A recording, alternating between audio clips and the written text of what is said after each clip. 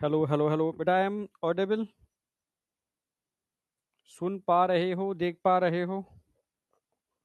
हाँ, good afternoon all of you. बेटा good afternoon, good afternoon.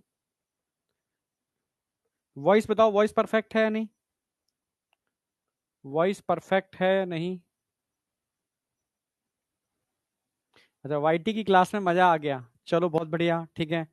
तो बस मैं सच कह रहा हूँ, ये सेशन तुम्हारा रिवीजन का परफेक्ट रहेगा, क्योंकि वहाँ प्रैक्टिस सेशन भी रहेगा तुम्हारा और हम रिवीजन भी करा देंगे, ठीक है। और एक रिवीजन सीरीज तो बाद में लेके चलेंगे लास्ट में, जनवरी के अंदर जब सिलेबस पूरा एंड हो जाएगा। पर पैरेलल तुम्हारा रिवीजन इस तरीके से चलता रहेगा, इससे कहीं ना कहीं तुम्हें मतलब पुश मिलेगा। अच्छा, क्लियर है बिल्कुल?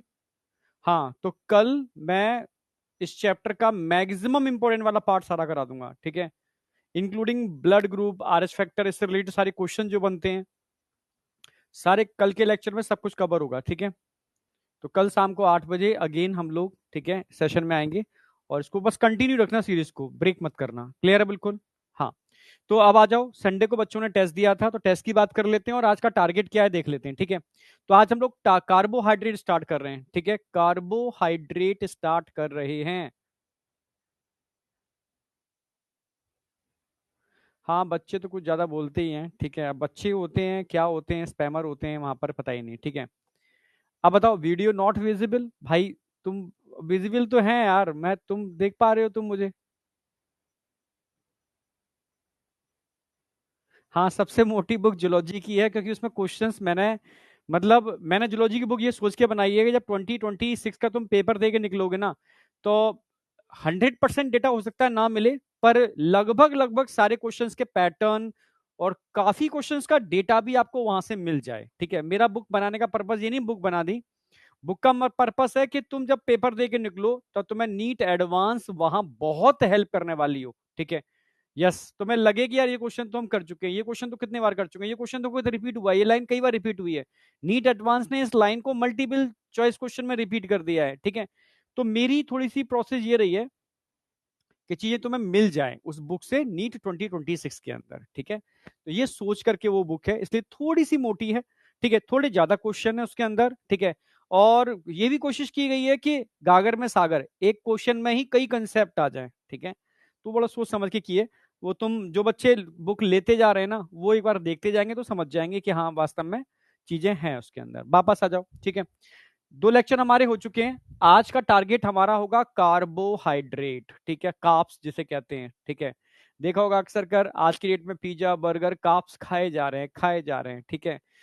आप समझ रहे हो? हाँ, जरूरत है कार्ब्स की एनर्जी के लिए, क्योंकि करंट एनर्जी कार्ब्स से मिलती है, कार्बोहाइड्रेट से मिलती है। पर हम बहुत ज्यादा खा रहे हैं, ठीक है।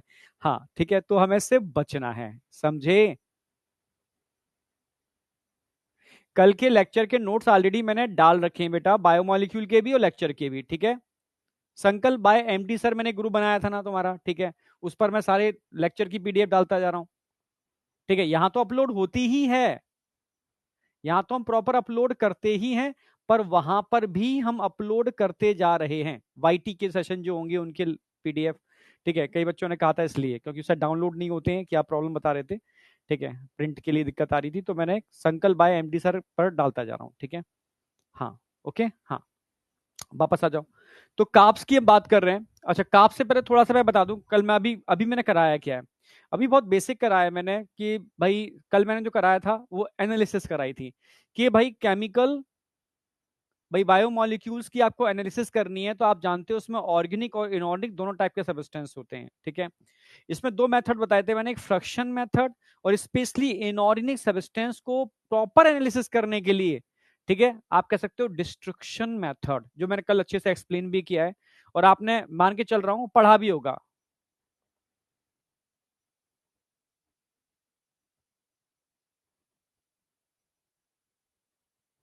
बेटा 1000 डाल्टन ही है, 10,000 डाल्टन एनसीआरटी की लाइन तुमने पढ़ी नहीं है। एनसीआरटी बोलती है कि मैक्सिमम इस रेंज में मिलते हैं, ठीक है। एनसीआरटी बोल रही है कि 18 से 800 डाल्टन, ठीक है, माइक्रो है और इससे ऊपर वाले मैक्रो हैं, तो 1000 से ऊपर सारे सारे मैक्रो हैं ऑलरेडी, ठीक है। हाँ, तो कंफ्यूज नहीं होना है। वो एनसीआरटी के लाइन अपडेट कर देते हैं, ये आगे फिर अपडेट करेंगे ठीक है, ये सीधी सी बात है। रेंज मोस्टली रेंज 10,000 डाल्टन के अंदर मिलती है मैक्रो की, ठीक है। चलो आगे बढ़ रहा हूं मैं। हाँ, पहले रिवीजन की बात चल रही थी, ठीक है। तो कल मैंने आपको बताया कि केमिकल एनालिसिस, तो एनालिसिस में जरा बताओ, अगर मैं फ्रैक्शन मेथड यूज करता हूं तो एक केमिकल को यूज करूंगा, एक सॉल्वेंट को यूज करूंगा, एक एसिड को यूज करूंगा, उस एसिड का नाम क्या होता है सिलरी को बनाने के लिए, जरा बताओ। रिवीजन के बाद मैं रिजल्ट पर आ रहा हूं। आज का तुम्हारा रिजल्ट अनाउंस करूंगा संडे का, फिर मैं आगे बढ़ूंगा, टेंशन मत करो। ट्राइक्लोरो एसिडिक एसिड, बिल्कुल सही, ठीक है। तो उसमें मोटार्ड और पेस्टल यूज करते हैं, ट्राइक्लोरो एसिडिक एसिड डालते हैं, सिलरी बनाते हैं, ठीक है। एक फनल के अंदर हम बटर क्लॉथ या आप कह सकते हो नॉर्मल कॉटन क्लॉथ जो होता है उसको डाल करके उसको फिल्टर करते हैं। कुछ चीजें रिटेंटेट में रह जाती हैं, कुछ चीजें फिल्ट्रेट में चली जाती हैं, जो एसिड सॉल्युबल है वो फिल्ट्रेट में होंगे। बस एक ही क्वेश्चन बनता है डाउट वाला, जो बच्चे कंफ्यूज होते हैं, सर लिपिड, लिपिड का मॉलिक्यूलर वेट एक्चुअल में बहुत कम होता है, ठीक है, लेस देन 800 डाल्टन, पर फिर भी वो, ठीक है, रिटेंटेट में रह जाता है, फिल्ट्रेट में नहीं आता, ठीक है। यस, वो मैक्रो में पाया जाता है, माइक्रो में नहीं आता, जबकि है माइक्रो, क्योंकि वो अकेला नहीं रहता, वो ग्रुप में रहता है, झुंड में रहता है, ठीक है। तो इससे उसका साइज वेसाइकल्स की फॉर्म में साइज बढ़ जाता है, इस वजह से वो, ठीक है, फिल्ट्रेट में नहीं आ पाता, ठीक है। इसलिए वो एसिड इनसॉल्युबल पूल में पाया जाता है, एसिड सॉल्युबल पूल में पहुंच ही नहीं पाता, ठीक है। क्लियर बिल्कुल। तो ये बस ध्यान रखना है आपको, और तो सब सिंपल है, ठीक है, माइक्रो और मैक्रो, ठीक है, इसमें तो कोई डाउट होगा नहीं, ठीक है। मैंने बताया भी था एक सेल का अगर आप डिस्ट्रक्शन करोगे, अच्छे से उसको तोड़ोगे, तो जितनी भी लिपिड्स बाई लेयर्स होती हैं, ठीक है, वो वेसिकल्स की फॉर्म में कन्वर्ट हो जाएंगी, ठीक है। हाँ, और जितने भी साइटोप्लाज्मिक ऑर्गेनल्स होंगे वो साइज के बेस पर, सॉल्युबिलिटी के बेस पर वो अलग अलग हो जाएंगे, ठीक है। और अगर मैं लिपिड की बात करता हूं जो वेसिकल्स की फॉर्म में होती हैं, वो हमेशा एसिड इनसॉल्युबल पूल में रह जाएंगे, एसिड सॉल्युबल पूल में लिपिड नहीं पहुंचेगा।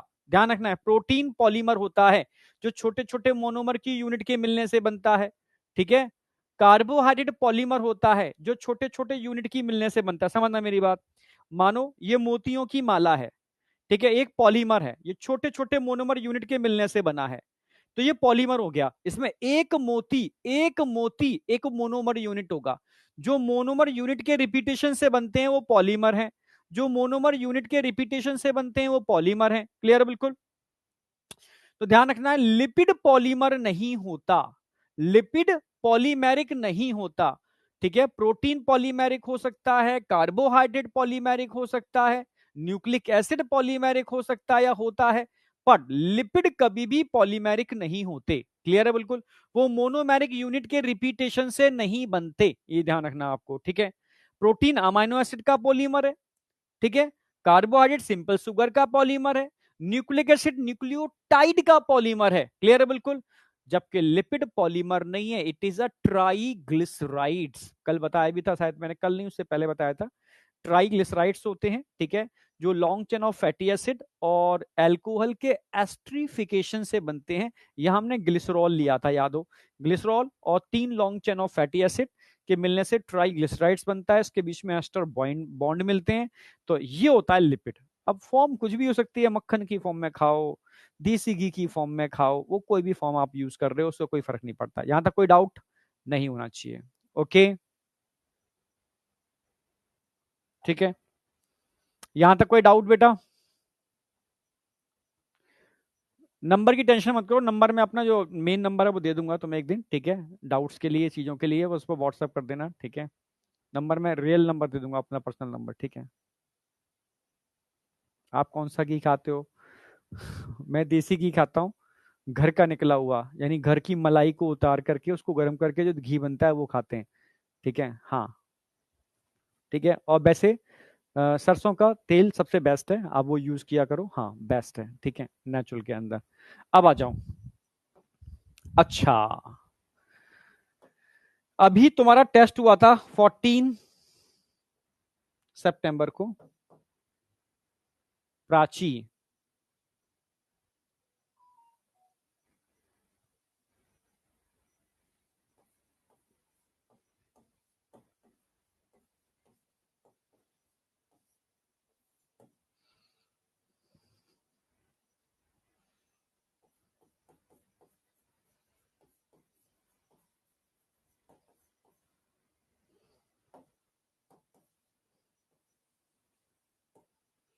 ठीक है।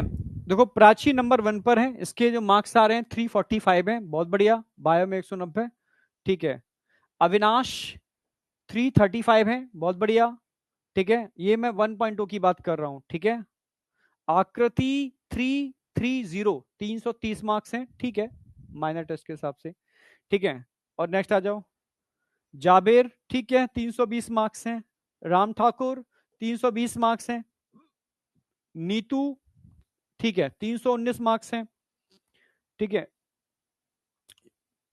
सूर्यांशु 316 मार्क्स हैं, ठीक है बेटा, ठीक है।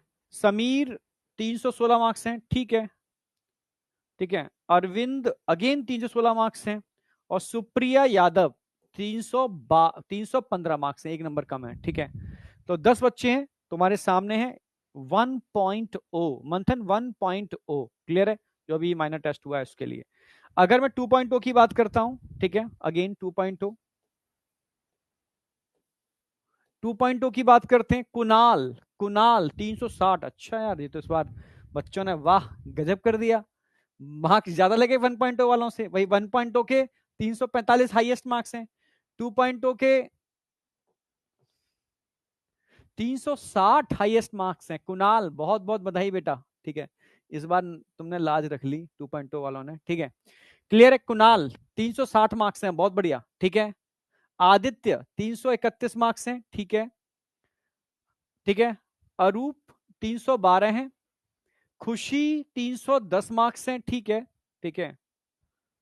वर्षा 308 हैं। आयुष 301 हैं, ठीक है। रामजी 395, सॉरी रामेश, ठीक है, हाँ 395। दीपक 391, ठीक है।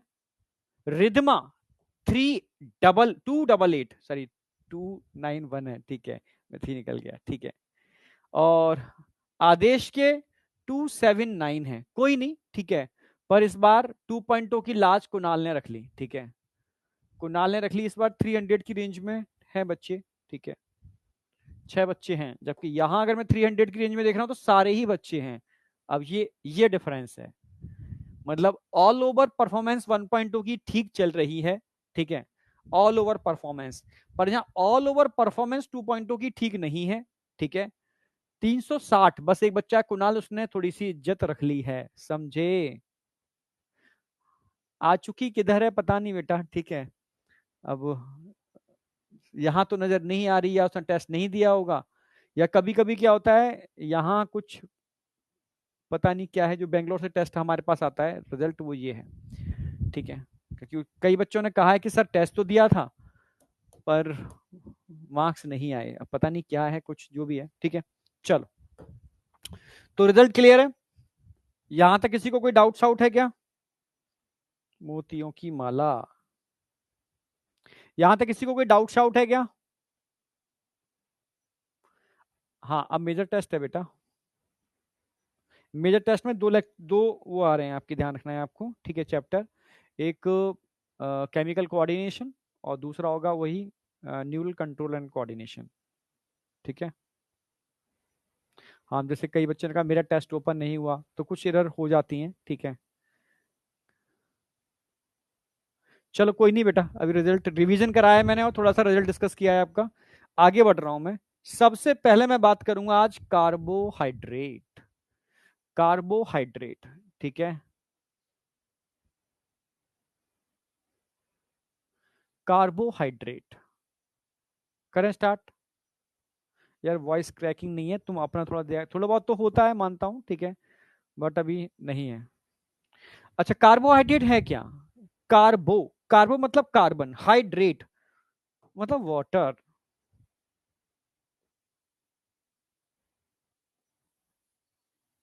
डिहाइड्रेशन सुना होगा आपने, ठीक है।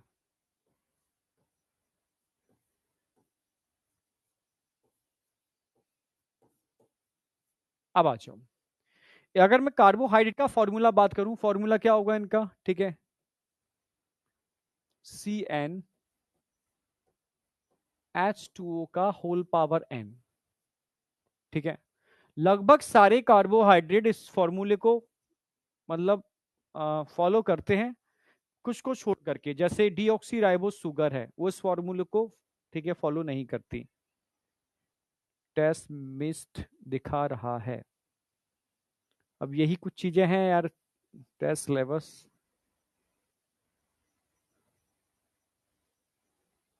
टेस्ट सिलेबस ऐप में कंटिन्यू चैप्टर और लास्ट दिखा रहा है। मैं देखता हूँ एक बार।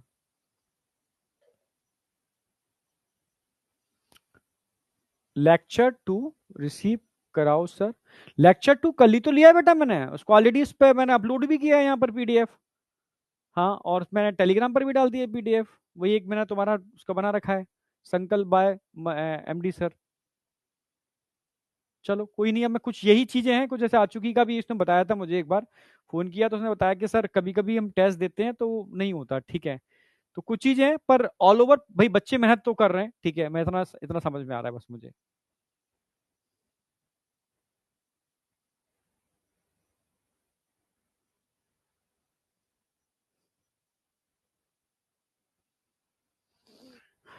अरे ज्यादा घी यार हेयर फॉल की बात मत करो, ठीक है। हेयर फॉल, बालों का झड़ना, ये तो आज की डेट में ट्रेंड हो गया है, ठीक है। सलमान खान नहीं रोक पा रहा अपने, ठीक है, हेयर फॉल को। जबकि ना उसके पास पैसे की कमी है ना खाने की कमी है। जिम वो जाता है, अच्छा फूड वो इनटेक करता है, ठीक है।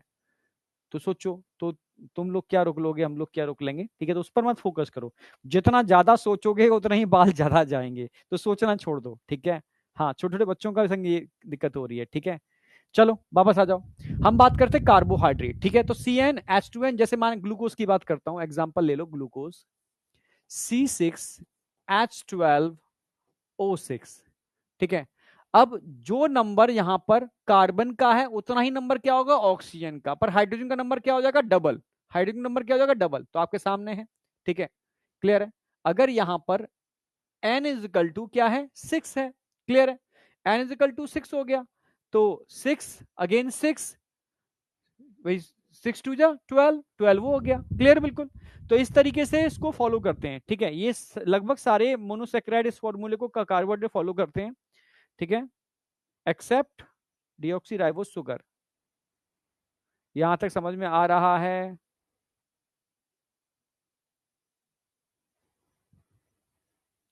हाँ, प्रोटीन डाइट अपनी बढ़ा लो। प्रोटीन डाइट बढ़ाने से क्या होता है, प्रोटीन डाइट बढ़ाने से हेयर फॉल पर असर पड़ता है, तो प्रोटीन डाइट अपनी बढ़ा लो, ठीक है। तो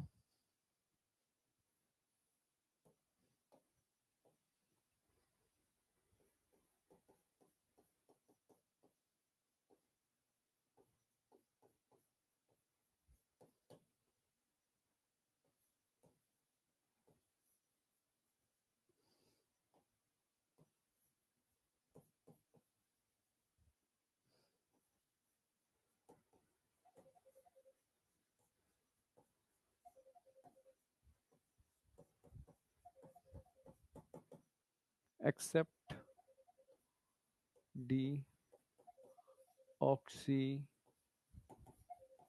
राइबोस कौन है भाई, कहाँ गया।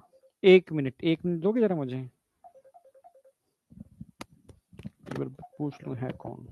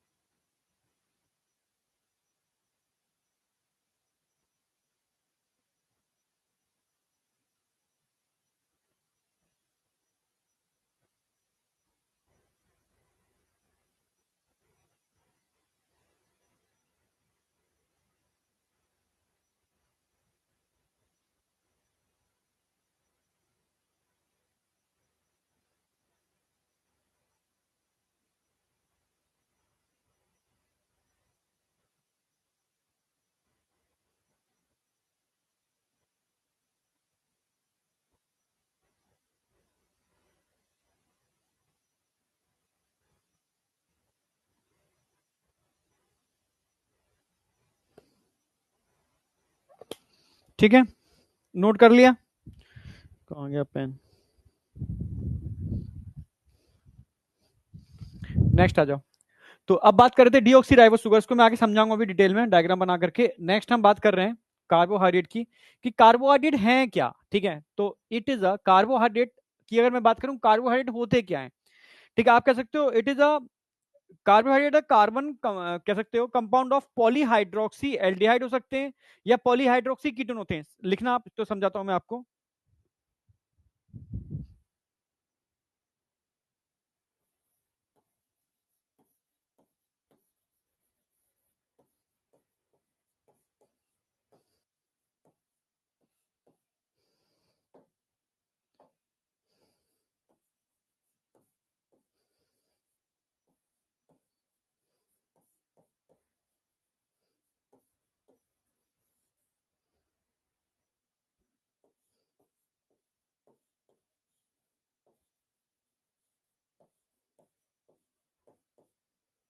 पॉलीहाइड्रोक्सी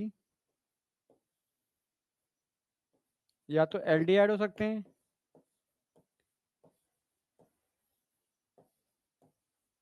या पॉलीहाइड्रोक्सी या कीटोन हो सकते हैं।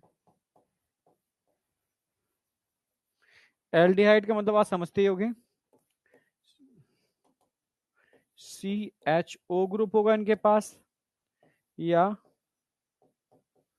C डबल बॉन्ड OO होगा। ठीक है, carbohydrate carbon compound of polyhydroxy aldehyde या पॉलीहाइड्रोक्सी कीटोन। मैं समझाता हूं इस चीज को।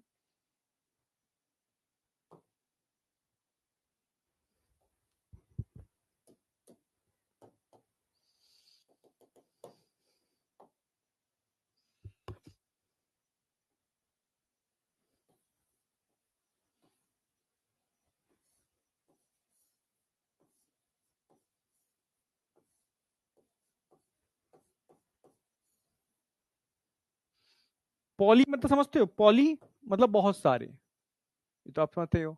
हाइड्रोक्सी मतलब समझते हो OH, OH ग्रुप यहां बहुत सारे होंगे, मैनी। पॉलीहाइड्रोक्सी एल्डिहाइड होंगे, या पॉलीहाइड्रोक्सी कीटोन होंगे।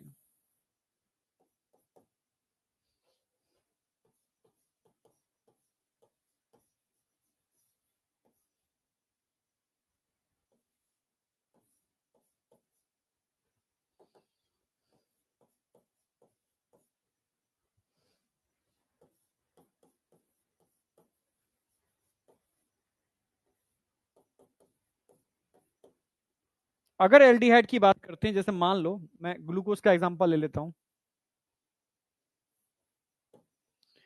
कार्बन है, ठीक है, first, second, third, fourth, fifth, six, glucose. 6 carbon होते हैं ग्लूकोज के अंदर, आप जानते ही हो। ठीक है, पहले कार्बन पर अगर मैं यहां H और O की बात करूं, फर्स्ट कार्बन पर, तो ये क्या बन गया आपका एल्डिहाइड ग्रुप। क्लियर है? कौन सा कार्बन है ये? फर्स्ट कार्बन है, सेकंड कार्बन है, थर्ड कार्बन है, फोर्थ कार्बन है, फिफ्थ कार्बन है, सिक्स कार्बन है। अगर कोई शुगर 6 कार्बन की है, उसमें पहले कार्बन पर क्या होगा? एल्डिहाइड ग्रुप लगा होगा। समझना, इसको बोलेंगे पॉली हाइड्रोक्सी। पॉली मतलब बहुत सारे, हाइड्रोक्सी OH ग्रुप होंगे। ठीक है भाई, OH बहुत सारे होंगे, OH OH OH OH, ठीक है, CH2OH CH2OH। ठीक है, तो पॉलीहाइड्रोक्सी एल्डिहाइड। ठीक है, ऐसी पॉलीहाइड्रोक्सी कीटोन की बात करता हूं, तो कीटो हमेशा सेकंड कार्बन पर होता है। ठीक है, CH2OH, C कीटो ग्रुप आ गया, C 3 4 5 6, CH2OH। समझना, OH OH OH, first carbon, second carbon, third carbon, fourth carbon, fifth carbon, six carbon. तो यहां कौन सा ग्रुप आ गया आपके सामने? कीटो ग्रुप आ गया। तो एक्चुअल में कार्बोहाइड्रेट है क्या, ठीक है, ऐसे कार्बन कंपाउंड जिसमें कार्बन की चेन होती है, ऐसे कार्बन कंपाउंड या तो उनमें एल्डिहाइड होगा या उनमें कीटोन होगा, ठीक है, और मैनी पॉलीहाइड्रोक्सी ओएच ग्रुप जुड़े होंगे, इनको हम कार्बोहाइड्रेट बोलते हैं। तो कार्बोहाइड्रेट की देसी भाषा में डेफिनेशन क्या है, it is a carbon compound of, ठीक है, कह सकते हो पॉलीहाइड्रोक्सी, या तो एल्डिहाइड होंगे, पॉलीहाइड्रोक्सी या तो कीटोन होंगे, ठीक है। फर्स्ट कार्बन पर एल्डिहाइड ग्रुप जुड़ा हुआ है, ठीक है, एल्डिहाइड फर्स्ट जगह लगा हुआ है, और सेकंड कार्बन पर कीटो ग्रुप जुड़ा हुआ है, इनको बोलते हैं बेटा, ठीक है, कार्बोहाइड्रेट। समझे?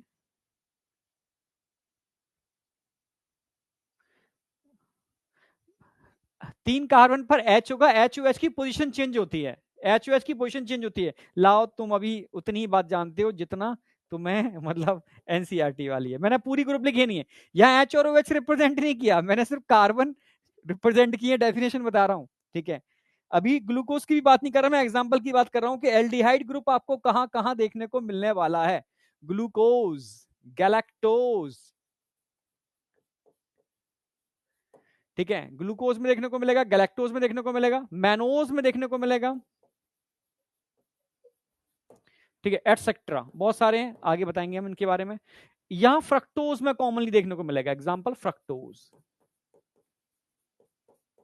ये अभी मैं ग्लूकोज, गैलेक्टोज, फ्रक्टोज की बात नहीं कर रहा हूं, 6 कार्बन चेन की बात कर रहा हूं। यहां पॉलीहाइड्रोक्सी, बहुत सारे OH ग्रुप मिलेंगे, अभी ये फॉर्म तो मैं समझाऊंगा आपको, H और H की एक्चुअल में पोजीशन क्या होती है वो हम आगे बात करेंगे। तो अभी OH लिख लो, H लो, तुम्हारी इच्छा के हिसाब से मैंने H कर दिया अभी, ठीक है, कोई फर्क नहीं पड़ता, ठीक है, क्लियर बिल्कुल। तो पॉलीहाइड्रोक्सी या तो एल्डिहाइड होगा या पॉलीहाइड्रोक्सी कीटोन होगा, ये कंडीशन में ग्लूकोज, गैलेक्टोज, मैनोज जो 6 कार्बन कंपाउंड है, क्या है बेटा, 6 कार्बन कंपाउंड है, यहां देखने को मिलेगा। फ्रक्टोज भी 6 कार्बन कंपाउंड होता है, ठीक है। यहां आपको कीटोन, कीटोन ग्रुप देखने को मिलेगा। तो बेसिक डेफिनेशन की बात कर रहा हूं अभी, ठीक है, डेफिनेशन समझ में आई बेटा? बैक स्लाइड, अरे बैक स्लाइड में तो अभी कुछ किया ही नहीं मैंने, अभी तो बस डेफिनेशन लिख रहा हूं अभी तो मैं तो बेसिक लिख रहा हूं। कार्बो मतलब कार्बन, हाइड्रेट मतलब वाटर, CnH2n, ठीक है, H2O का होल एन मतलब, ठीक है। तो ये लगभग सारे मोनोसेक्राइड फॉलो करते हैं एक्सेप्ट डीऑक्सी राइबोज शुगर, कहां मिलती है, प्रेजेंट इन डीएनए, आरएनए में राइबोज होती है, डीएनए में डीऑक्सी राइबोज होती है, इसके अंदर फॉलो नहीं होता है, बाद बाकी सारे फॉलो करते हैं, ठीक है। एक एग्जांपल ग्लूकोज का दे दिया है मैंने, carbohydrate are carbon compound of polyhydroxy, poly का मतलब बहुत सारे, हाइड्रोक्सी का मतलब OH, क्लियर बिल्कुल, बहुत सारे OH ग्रुप जुड़े होते हैं जिसके अंदर ऐसी कार्बन कंपाउंड की चेन जिसमें या तो एल्डिहाइड होगा या इसके अंदर कीटोन होगा, क्लियर है, पॉलीहाइड्रोक्सी एल्डिहाइड होगा या पॉलीहाइड्रोक्सी कीटोन होगा। अभी बेसिक डेफिनेशन की बात कर रहा हूं, अभी आगे बढ़ रहा हूं स्टेप बाय स्टेप। अरे तू फंगल इन्फेक्शन की पड़े हुए, स्कैल्प पर फंगल इन्फेक्शन, हाँ इंडिया में फंगल इन्फेक्शन का मतलब है रूसी ज्यादा है, ठीक है। तो ऑलरेडी आप किसी भी स्किन डर्मेटोलॉजिस्ट से मिल लो तो उसका ट्रीटमेंट होता है, एक सिंपल ट्यूब आता है, ठीक है, 3-4 बार लगाते हैं तो चली जाती है, ठीक है। शैम्पू एम्पू से कुछ नहीं होता बेटा, ठीक है, एक डर्मेटोलॉजिस्ट से मिलो, वो एक सॉल्यूशन आता है, वो आपको दे देंगे, 2 ट्यूब्स होते हैं, ठीक है, उनको थोड़ा मसाज करने के बाद 10 मिनट रख के नहा लिया जाता है, वो सही हो जाती है रूसी, ठीक है। हाँ, कोई भी डर्मेटोलॉजिस्ट बता देगा आपको। नोट कर लिया ये, नोट कर लिया, आगे अब आ जाओ। पॉलीहाइड्रोक्सी एल्डिहाइड होगा या पॉलीहाइड्रोक्सी कीटोन होगा, यहां आपको देखने को मिलेंगे ग्लूकोज, गैलेक्टोज, मैनोज, इन सब के अंदर देखने को मिलेगा, ठीक है, ठीक है। यहां फ्रक्टोज, फ्रक्टोज में आपको कीटोन ग्रुप देखने को मिलेगा, यहां तक कोई डाउट? आई हैव स्कोर्ड 315, अच्छा,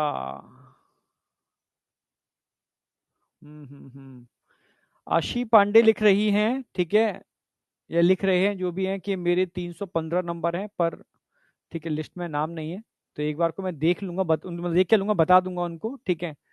हाँ तो क्या है, रियलिटी पर एक्चुअल में ये कंप्यूटराइज होती हैं, ओएमआर शीट आपको पता ही है कुछ इस तरीके से कुछ करते होंगे ये लोग, तुम फिल करते होगे तो ठीक है। पर ये तो मैं एक देखो एक उससे दिल पे मत लिया करो, ये एक एवरेज लिस्ट जो देते हैं वो बता दिया। कई बच्चे अटेम्प्ट में दिक्कत हो जाती है, किसी को कई किसी का पेपर नहीं खुल पा रहा है, ठीक है, हो सकता है ये भी चीजें हो। अच्छा ये टाइम के अकॉर्डिंग है, ओके, इसमें टाइम भी मेंशन है, ओके।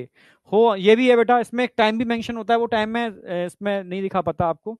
वो जो हमारी शीट आती है उसमें टाइम भी तुम्हारा मेंशन होता है, टाइम के अकॉर्डिंग शायद होगा कुछ, इसलिए टाइम के अकॉर्डिंग, इस टाइम के अकॉर्डिंग शायद कुछ होगा इसके अंदर। अगर तुम वही पेपर बहुत आराम आराम से डेली डेली कर रहे हो तो शायद वो काउंट नहीं होता होगा, कुछ टाइम के अकॉर्डिंग ही होगा, तब भी मैं सब समझ में आया।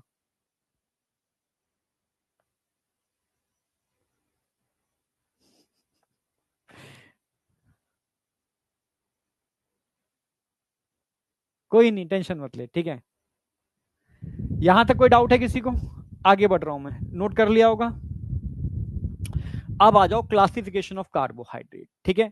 कार्बोहाइड्रेट का अगर मैं क्लासिफिकेशन की बात करता हूं तो उसको हम क्लासिफाई कर सकते हैं, ठीक है, बिल्कुल। भाई मोनोसेक्राइड्स होते हैं, डाइसेक्राइड्स होते हैं, ऑलिगोसेक्राइड्स होते हैं और पॉलीसेक्राइड भी तो होते हैं। हाँ पॉलीसेक्राइड भी तो होते हैं। यानी कार्बोहाइड्रेट को मैं दो शुगर में डिवाइड कर सकता हूं, सिंपल और कॉम्प्लेक्स, ठीक है।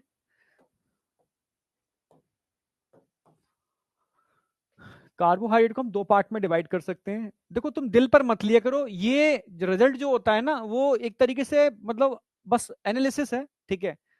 बस कहीं ना कहीं यार ग्लिच हो सकता है, सॉफ्टवेयर की ग्लिच आती हो, तुम जो बता रहे हो यार इनके हिसाब से टाइम के अकॉर्डिंग जो मतलब एक मेजर करते हो।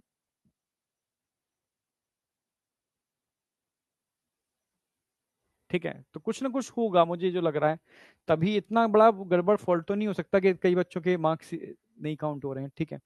हाँ तो आज कार्बोहाइड्रेट सिंपल भी हो सकते हैं और कॉम्प्लेक्स भी हो सकते हैं। अब समझाता हूँ इसको अच्छी तरीके से।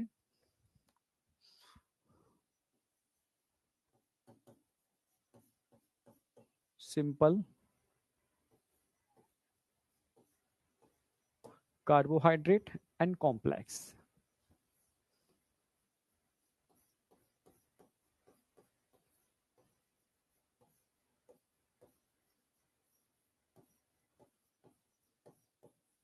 सिंपल कार्बोहाइड्रेट, कॉम्प्लेक्स कार्बोहाइड्रेट, ठीक है।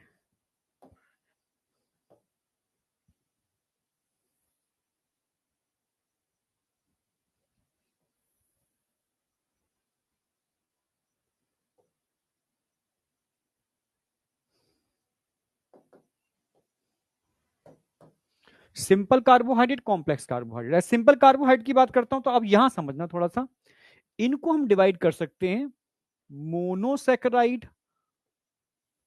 और डाइसेकेराइड में, ठीक है। ये बहुत इंपॉर्टेंट है, मोनो और डाई और पॉली, ठीक है। यहां पर ओलिगोसेकेराइड और पॉलीसेकेराइड, ये आपको थोड़ा बेसिक बेसिक चीजें हैं, ठीक है। तो सबसे पहले बात करूंगा मोनोसेकेराइड की।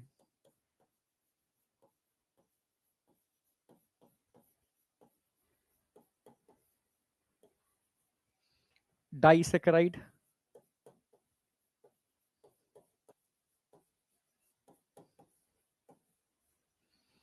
ओलिगोसेकेराइड्स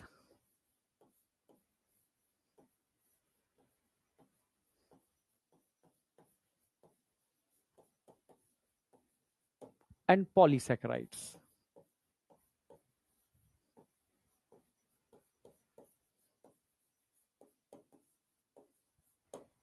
अच्छा मोनोसेक्राइड क्या होते हैं समझना, जब ओनली वन यूनिट होगी, वन सुगर। डाई क्या होंगे, टू सुगर यूनिट होंगे।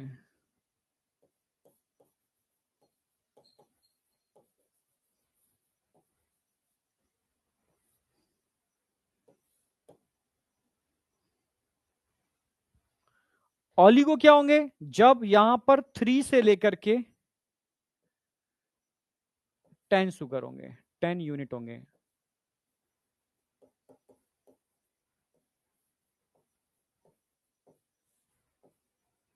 अच्छा यहां क्या होंगे, more than 10 units of sugar. ये सब पॉलीसेक्राइड्स होते हैं, ठीक है, समझना। यानी समझो, समझने की कोशिश करना। अगर एक सिंगल मोती की बात करूं, इस माला में सिर्फ मैं एक मोती की बात कर रहा हूं, माला में मैं सिर्फ एक मोती की बात कर रहा हूं, ओनली सिंगल मोती की बात कर रहा हूं, ठीक है। तो कई शुगर सिंगल मोती की फॉर्म में होती हैं, सिंगल यूनिट होती हैं, ठीक है, वो मोनोसेक्राइड है, ठीक है। आप समझ रहे हो, जैसे मोनोसेक्राइड की बात करें तो बहुत सारे होते हैं मोनोसेक्राइड्स, जैसे ग्लूकोज,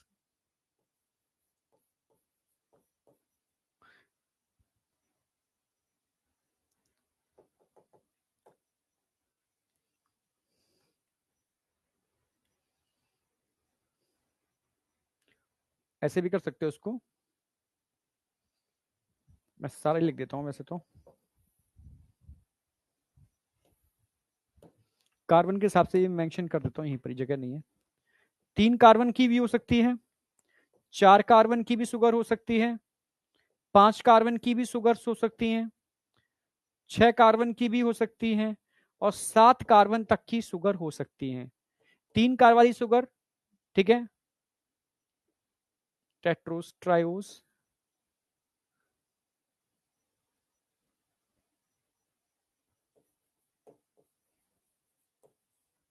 टेट्रोस,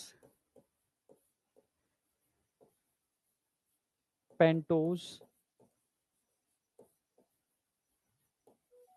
हेक्सोस,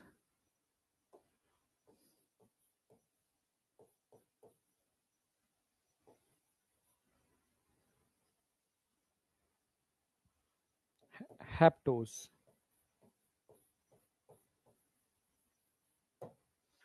ठीक है।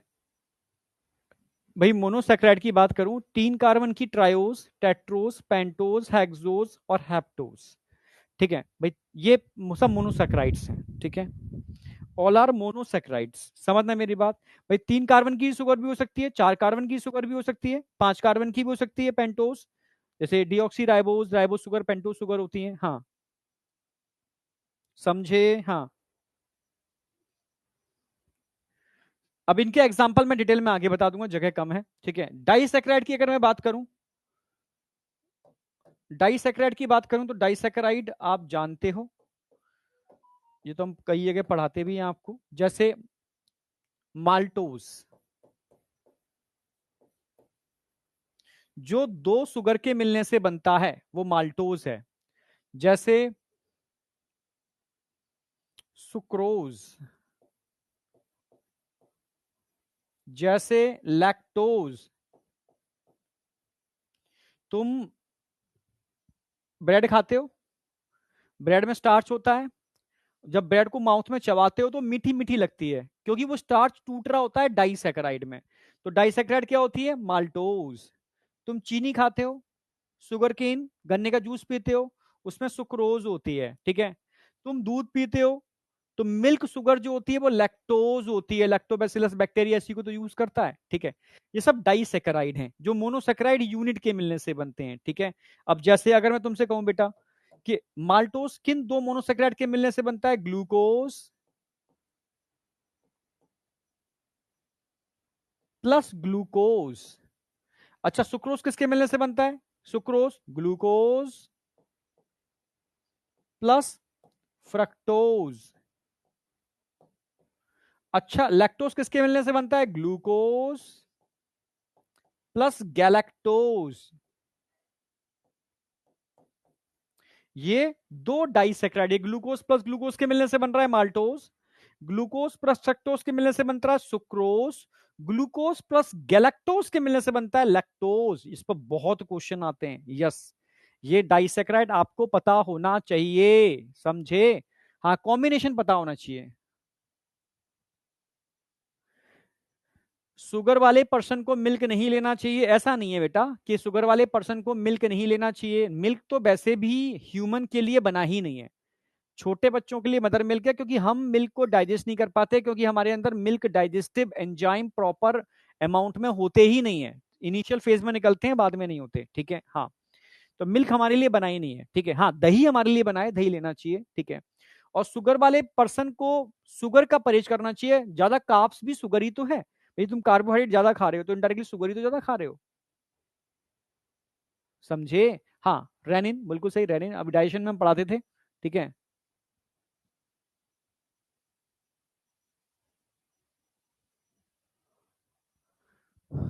चलो आ जाओ, ठीक है। तो माल्टोस, सुक्रोज, लैक्टोस डाइसेक्राइड हो गए। कौन कौन से मोनोसेक्राइड है समझ में आ गया। यहां मैंने मोनोसेक्राइड 3 कार्बन वाली बताई है, 4 कार्बन की भी बताई है, 5 कार्बन की बताई है, हेक्सोस और हेप्टोज, समझे।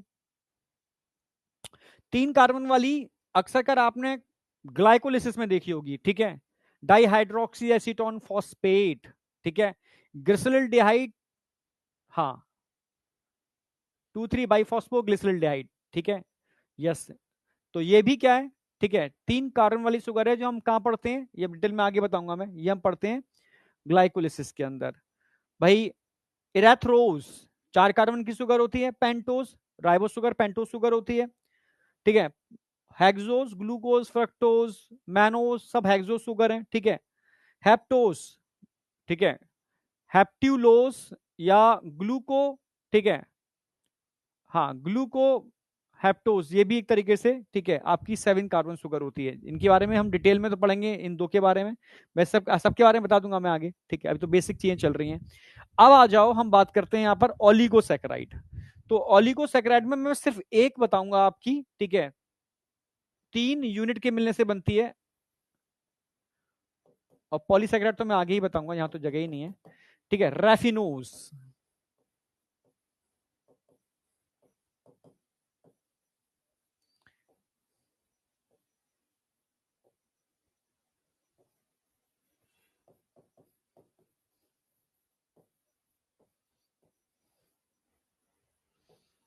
यस रैफिनोज, 3 यूनिट होती है शुगर की। और कौन कौन सी 3 यूनिट होती है इसके अंदर, बहुत गजब, ग्लूकोज, गैलेक्टोज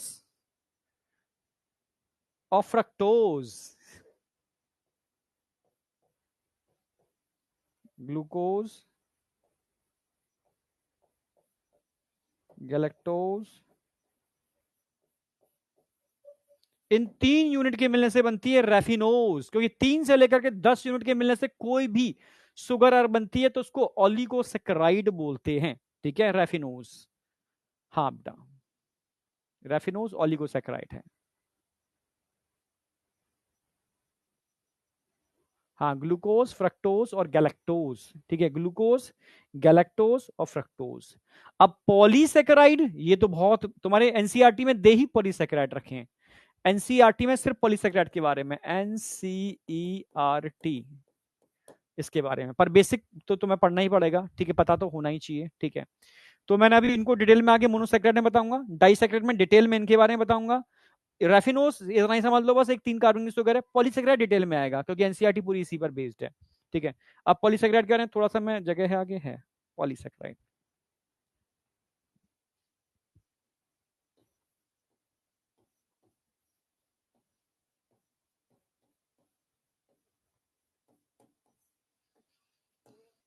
अब पॉलीसैकेराइड की बात करूं तो ये भी पॉलीसैकेराइड समझ रहे हो, मोतियों से मिलकर बनी हुई माला। तो ये भी 2 टाइप के पॉलीसैकेराइड हो सकते हैं, होमोपॉलीसैकेराइड और हेटेरोपॉलीसैकेराइड्स। ये डिटेल में चलेगा अभी, पर क्लासिफिकेशन एक बार करा दूं मैं। होमोपॉलीसैकेराइड्स,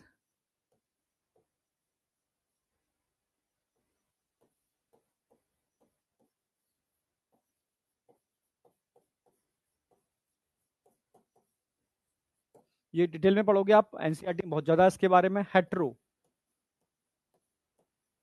हेट्रो पॉली सैकेराइड्स,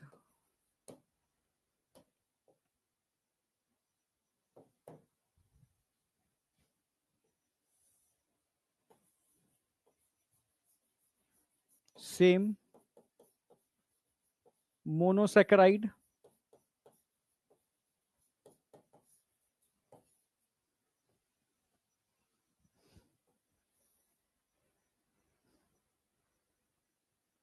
टू या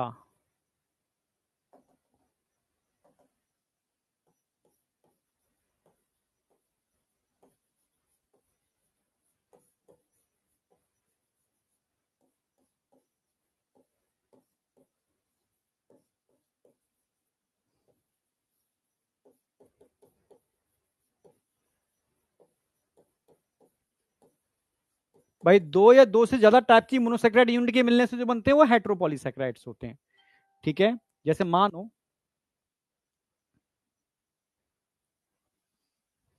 इस मोतियों से बनी माला के अंदर एक ही टाइप के मोती हैं, सारे सेम टाइप के हैं, व्हाइट कलर के वजह से देखना।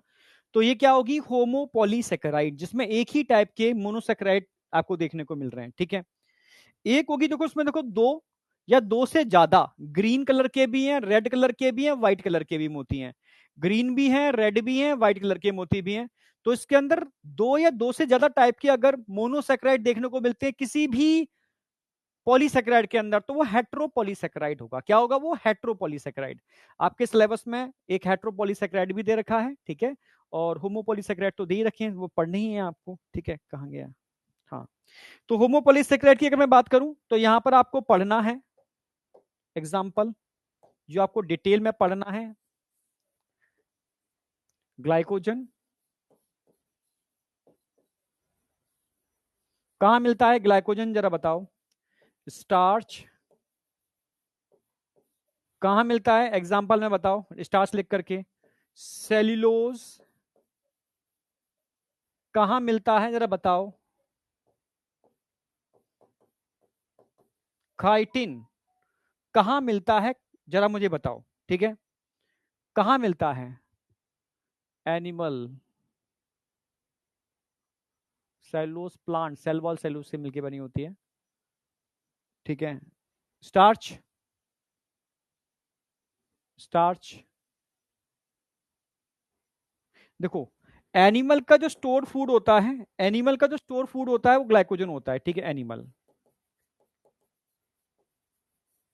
स्टोर फूड, प्लांट का स्टोर फूड क्या होगा, प्लांट का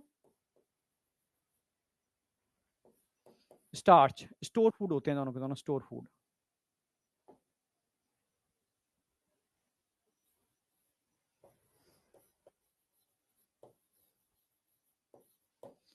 ठीक है, सेलुलोज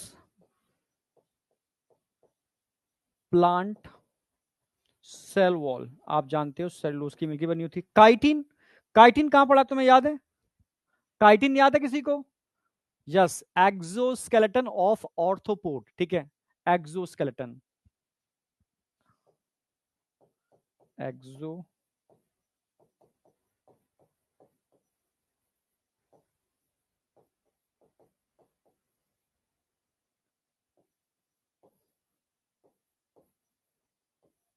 तो ये समझ में आ गया। अगर मैं तुमसे कहूं ग्लूकोज और स्टार्च, इसमें मोनोमर यूनिट क्या होगी जिसके पॉलीमराइजेशन से बनते हैं, तो इनकी मोनोमर यूनिट होती है अल्फा ग्लूकोज। अच्छा, सेलुलोज की मोनोमर यूनिट क्या होगी, इन कौन सा मोती होगा जिसके मिलने से बनता है, बीटा, बीटा ग्लूकोज। भाई ये बहुत इंपॉर्टेंट है, अभी तो बस क्लासिफिकेशन लिख रहा हूं, डिटेल में चलेगा इनका। काइटिन, काइटिन की मोनोमर यूनिट कोई बता सकता है, काइटिन किस मोनोमर यूनिट के मिलने से बनता है, देखो किसे याद है। काइटिन, हाँ, अल्फा बीटा में अंतर बताऊंगा मैं। नाम या नाग, नाग नाम एक बोलो ना भाई। N acetyl glucosamine, NAG, NAG, NAG, इसको बोलते हैं N acetyl glucosamine, N acetyl glucosamine, N acetyl glucosamine, NAG. ठीक है, तो इस पर बहुत क्वेश्चन आते हैं। नाक एक सुगर है, ठीक है, एन एसिटाइल ग्लूकोसामिन, जिसके पॉलीमराइजेशन से काइटिन का फॉर्मेशन होता है। बीटा ग्लूकोज के पॉलीमराइजेशन से सेलुलोज बनता है। अल्फा ग्लूकोज के पॉलीमराइजेशन से ग्लाइकोजन और स्टार्च बनते हैं। इनके स्ट्रक्चर में अलग अंतर होते हैं, समझाऊंगा डिटेल में। ठीक है, ध्यान रखना है, इनमें अल्फा लिंकेज मिलती है, इनमें बीटा लिंकेज मिलती है। तभी तो कोई भी दुनिया में ऐसा एनिमल नहीं है जो बीटा लिंकेज के पॉलीसेकेराइड को डाइजेस्ट कर पाए। यानी सेल्यूलोज का डाइजेशन कभी भी एनिमल्स के अंदर होता ही नहीं है, या ऐसे कह सकते हो, ये नहीं बोलना चाहिए, सेल्यूलोज का डाइजेशन करने वाले एंजाइम कभी कोई एनिमल रिलीज ही नहीं करते। ये सही बात है, गलत बात है, true and false. Cellulose digestive enzyme never release from gut of animal, true या फॉल्स? काव तो करती है। मुझे पता थी कोई ना कोई बच्चा तो बोलेगा सर गॉड तो करती है, सर काव तो करती है। ठीक है, नहीं बेटा, गॉट काव जितने भी एनिमल्स होते हैं जो सेल्यूलोज का डाइजेशन करते हैं वो एक्चुअल में खुद एंजाइम रिलीज करते ही नहीं है।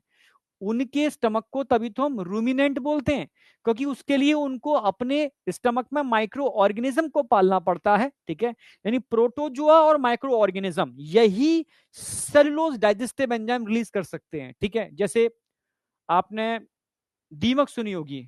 यस, दीमक, दीमक सेलुलोज को खाती है, पर वो एनिमल है, आर्थ्रोपोड है, पर वो अपने अंदर एक प्रोटोजुआ को पाल के रखती है। सोचो इतनी छोटी सी दीमक अपने गट में एक प्रोटोजुआ को पालती है जो सेलुलोज को डाइजेस्ट करने वाले एंजाइम रिलीज करता है, क्योंकि सेलुलोज में बीटा लिंकेज होता है, बीटा लिंकेज होता है, और बीटा लिंकेज को तोड़ने के लिए सिर्फ और सिर्फ जो एंजाइम है वो प्रोटोजुआ रिलीज कर सकते हैं या माइक्रो ऑर्गेनिज्म। एनिमल कभी एंजाइम रिलीज नहीं करते। अगर किसी एनिमल के अंदर सेलुलोज का डाइजेशन हो रहा है मतलब उसने सिम्बायोटिक रिलेशनशिप मेंटेन कर रखी है किसी प्रोटोजुआ के साथ या किसी माइक्रो ऑर्गेनिज्म के साथ। समझे? हाँ, वो डीटर। हाँ, तभी तो मीथेन मेथानोजन होते हैं उनके अंदर, मीथेन प्रोड्यूसिंग बैक्टीरिया। समझे? अच्छा, फंगस तुम पढ़ चुके होगे। फंगस के अंदर पेप्टाइडोग्लाइकेन होता है फंगल सेल वॉल के अंदर। ठीक है, पेप्टाइडोग्लाइकेन होता है। पेप्टाइडोग्लाइकेन होमोपॉलीमर है या हेट्रोपॉलीमर है? वो हेट्रोपॉलीमर है। तो इसका एग्जांपल बड़ा अच्छा है जो आपके सिलेबस में भी है, पेप्टाइडोग्लाइकेन।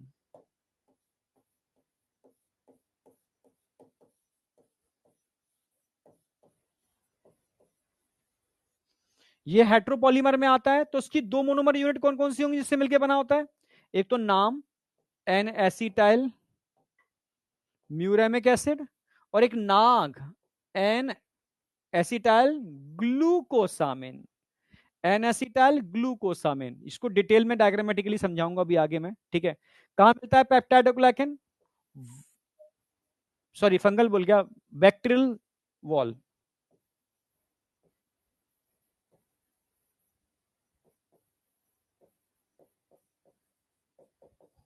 आगे पढ़ोगे बैक्टीरियल वॉल के अंदर। हाँ, ये देखने को मिलता है नाम और नाक। हाँ, बैक्टीरिया बिल्कुल सही, बैक्टीरिया के अंदर देखने को मिलता है पेप्टाइडोग्लाइकेन विल। ठीक है, बैक्टीरिया के अंदर देखने को मिलेगा बैक्टीरियल वॉल के अंदर N acetyl muramic acid, N acetyl glucosamine. आगे जब डिटेल पढ़ाऊंगा अब इसका नेक्स्ट लेक्चर में तो इनका डायग्रामेटिकली समझाऊंगा, तो आपको मजा आएगा। समझे? हाँ, बैक्टीरियल वॉल में देखने को मिलता है। तो ये बेसिक क्लासिफिकेशन समझ में आया? अभी बेसिक, अभी मैं एक्चुअली छोटी छोटी बातों से स्टार्ट कर रहा हूँ, क्योंकि बच्चों का मानना होता है ना कि थोड़ा सा सर मतलब बिल्कुल बेसिक से कराना, तो अभी मैं बिल्कुल ये सोच के पढ़ा रहा हूँ आप 11th क्लास के बच्चे हो, आप पहली बार पढ़ रहे हो। ठीक है, तभी तो मोतियों की माला भी लेकर के आया, तुम समझ पाओ कि ये क्या है होमोपॉलीमर और ये क्या है हेट्रोपॉलीमर। होमोपॉलीमर का मतलब है जिसके अंदर सारी की सारी जो मोनोसेक्राइड है सेम टाइप की हैं, जबकि यहाँ पर जो मोनोसेक्राइड है दो या दो से अधिक टाइप की हैं तो वो हेट्रोपॉलीमर होगा। ठीक है, जैसे मैंने बता दिया। ठीक है, अभी पेप्टाइडोग्लाइकेन, ठीक है, नाम और नाक दो टाइप की मोनोमर यूनिट के मिलने से बनता है। तो यहां तक समझ में आ गया? अभी मैंने बहुत बेसिक बातें बताई हैं बेटा। Classification of carbohydrate, simple carbohydrate, mono saccharide और डाइसेकेराइड, इनका भी मैं डिटेल में एग्जांपल लेके चलूंगा। ठीक है, ठीक है। कॉम्प्लेक्स के अंदर हमने बात की है ओलिगो और पॉलीसेकेराइड। ठीक है, ओलिगो में बस एक रेफिनोज याद रख लो। ठीक है, जो तीनों टाइप की यूनिट के मिलने से बन रही है। बात बाकी की अगर मैं बात करूं पॉलीसेकेराइड, रेफिनोज पता है कहां मिलती है? जरा बताओ, रेफिनोज कहां मिलती है? रेफिनोज एक ऐसी सुगर है, कहां मिलती है? कौन एक ये कार्बोहाइड्रेट कहां मिलता है देखने को, जरा बताओ। रेफिनोज कहां मिलता है? यस, वेजिटेबल्स, आप सब्जियां खाओ, ठीक है, दालें खाओ, दाल में रेफिनोज होता है। स्प्राउड, आप मूंग की दाल को भिगो देते हो ना तो उसमें रेफिनोज बड़ा अच्छा होता है। ठीक है, हाँ, रेफिनोज खाना चाहिए आपको। स्प्राउड, स्प्राउड खाना चाहिए, दालें खानी चाहिए, पल्सेस। ठीक है, समझ रहे हो? हाँ, वेजिटेबल्स खानी चाहिए। यस, इसमें रेफिनोज अच्छी होती है। ठीक है, तो आपको तभी तो कहते हैं स्प्राउट बहुत फायदा करता है। ठीक है, उसमें प्रोटीन्स भी होती है, उसमें कार्बोहाइड्रेट्स भी होते हैं। समझे? आ जाओ।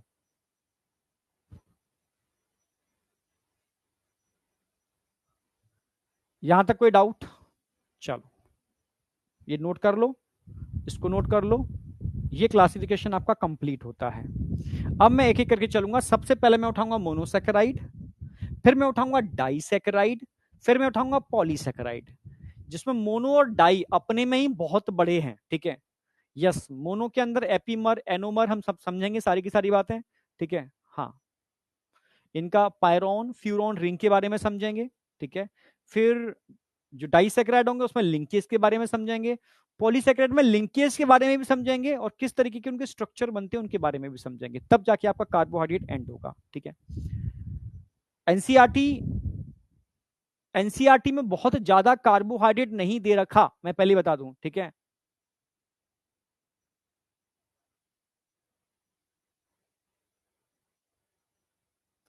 ठीक है, बहुत सिंपल। मैं देखो, मैंने बायोमोलिक्यूल को थोड़ा कोशिश कर रहा हूं सिंपलीफाई करने के लिए, ठीक है।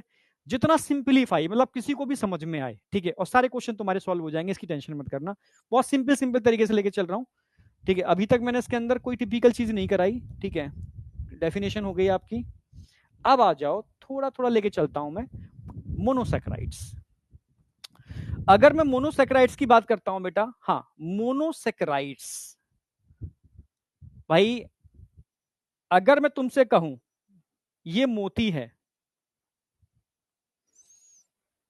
अगर मैं इस माला की बात करूं तो उस माला को आप तोड़ सकते हो डाइसेक्राइड के अंदर, ओलिगोसेक्राइड के अंदर, ठीक है, और मोनोसेक्राइड के अंदर तोड़ सकते हो। क्या मैं मोनोसेक्राइड को तोड़ने के लिए एक बात करूं कि इस मोनोसेक्राइड को तोड़ सकते हो? तुम जरा बताओ, क्या तुम इस मोनोसेक्राइड को तोड़ सकते हो? जर्मिनेटिंग सीड में बेटा प्रोटीन बहुत होता है, ठीक है। हाँ ठीक है, प्रोटीन बहुत होता है तो इसलिए खाने चाहिए। क्या तुम इस सिंगल मोती को तोड़ सकते हो? नहीं, ठीक है। तो जब भी मैं आपसे मोनोसेक्राइड की बात करूंगा तो मोनोसेक्राइड को आप फर्दर डिवाइड नहीं कर सकते, ठीक है। इसको आप फर्दर डिवाइड नहीं कर सकते। अगर मैं कंपोजिशन की बात करूंगा, जितनी मोनोसेक्राइड्स हो सकती हैं, कितने कार्बन की हो सकती हैं? 3, 4, 5, 6 और 7 कार्बन की हो सकती हैं, ठीक है।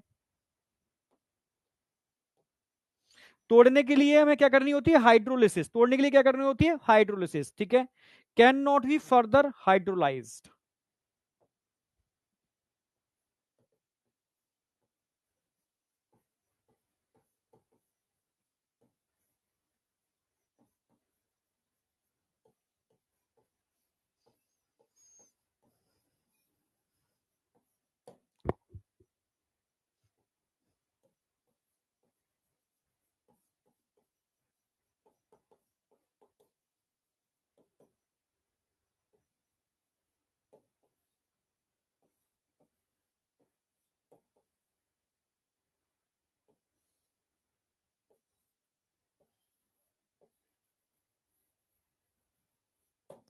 ठीक है। अब जैसे अभी मैंने बताया भी था आपको, 3 कार्बन की शुगर को क्या बोलेंगे? ट्रायोज। 4 कार्बन की शुगर को क्या बोलेंगे? टेट्रोज। 5 कार्बन की शुगर क्या बोलेंगे? पेंटोज। 6 7 कार्बन की शुगर क्या बोलेंगे? हेक्सोज। 7 कार्बन की शुगर क्या बोलेंगे? Heptose. Triose, tetrose, pentose, hexose, heptose. हाँ, मैंने बताया था ना भाई, ये एल्डिहाइड भी होते हैं, ठीक है, और कीटोन भी होते हैं। तो एल्डिहाइड अगर इसमें ग्रुप जुड़ा हुआ है तो इनको एल्डोस बोलेंगे, या कीटो ग्रुप जुड़ा हुआ है तो कीटोस बोलेंगे। यानी 3 कार्बन की जो शुगर होती है, 3 कार्बन की sugar, 3 carbon, 4 carbon, 5 carbon, 6 carbon, 7 carbon. तो दोनों याद कर लो चाहो तो, ठीक है। ग्लिसरल डिहाइड और डाइहाइड्रोक्सी एसीटोन फॉस्फेट, ये कहां देखने को मिलते हैं? 3 कार्बन वाले sugar, glycolysis, present in glycolysis. तुम्हें ग्लाइकोलिसिस अगर याद होगी तो तुम्हें देखा होगा, ठीक है, 6 कार्बन कंपाउंड जब जाकर के 3 कार्बन कंपाउंड में टूटता है, तो एक तो क्या होता है इसके अंदर, ठीक है, ग्लिसरल्डिहाइड 3 फॉस्फेट, और एक होता है डाइहाइड्रोक्सी एसीटोन फॉस्फेट। याद आ गया? हाँ, ठीक है, 2,3 बाइफॉस्फोग्लिसरल्डिहाइड, या ठीक है, याद आया नहीं आया? हाँ, तो ये होते हैं बेटा ट्रायोज, टेट्रोज, इरेथ्रोज और इरेथ्रियूलोज। समझना, अगर इसमें एल्डिहाइड ग्रुप जुड़ा हुआ है तो इसको बोलेंगे इरेथ्रोज, और इसमें कीटो ग्रुप जोड़ दोगे तो क्या बोल देंगे? इरेथ्रियूलोज। ठीक है, तुम एल्डिहाइड याद रखो, तुम्हारे काम के एल्डिहाइड नहीं है वैसे, पर मैं फिर भी बता दे रहा हूं। ठीक है, अगर इसमें एल्डिहाइड ग्रुप जोड़ोगे पेंटोज के अंदर तो राइबोज, अरे यार, तो राइबोज और जाइलोज। ठीक है, राइबोस और जाइलोस दो शुगर आते हैं, और इसमें कीटो ग्रुप जोड़ दोगे सी, ठीक है, ओ ग्रुप जोड़ दोगे तो राइब्यूलोस या जाइल्यूलोस। समझना मेरी बात? तो ये आपकी कीटो ग्रुप हो गया। अब ग्लूकोज और गैलेक्टोज देखोगे तो ये किस में आ जाएंगे? एल्डिहाइड के अंदर आ जाएंगे। फ्रक्टोज किस में आ जाएगा? ये कीटो ग्रुप के अंदर आ जाएगा। इन तीन को डिटेल हम पढ़ाने वाले हैं। ठीक है, जो डिटेल में आप पढ़ने वाले हो ना, वो क्या क्या पढ़ने वाले हो? ये पढ़ने वाले हो डिटेल में, ये पढ़ने वाले हो। ठीक है, और तो डिटेल किसी का है नहीं इतना। ठीक है, हेक्सो सुगर में ही है। राइबोज और डीऑक्सी राइबोज तो मैं कराऊंगा ये एडिशनल में। ठीक है, और ग्लूको, हेप्टोज और स्यूडो हेप्ट्यूलोज।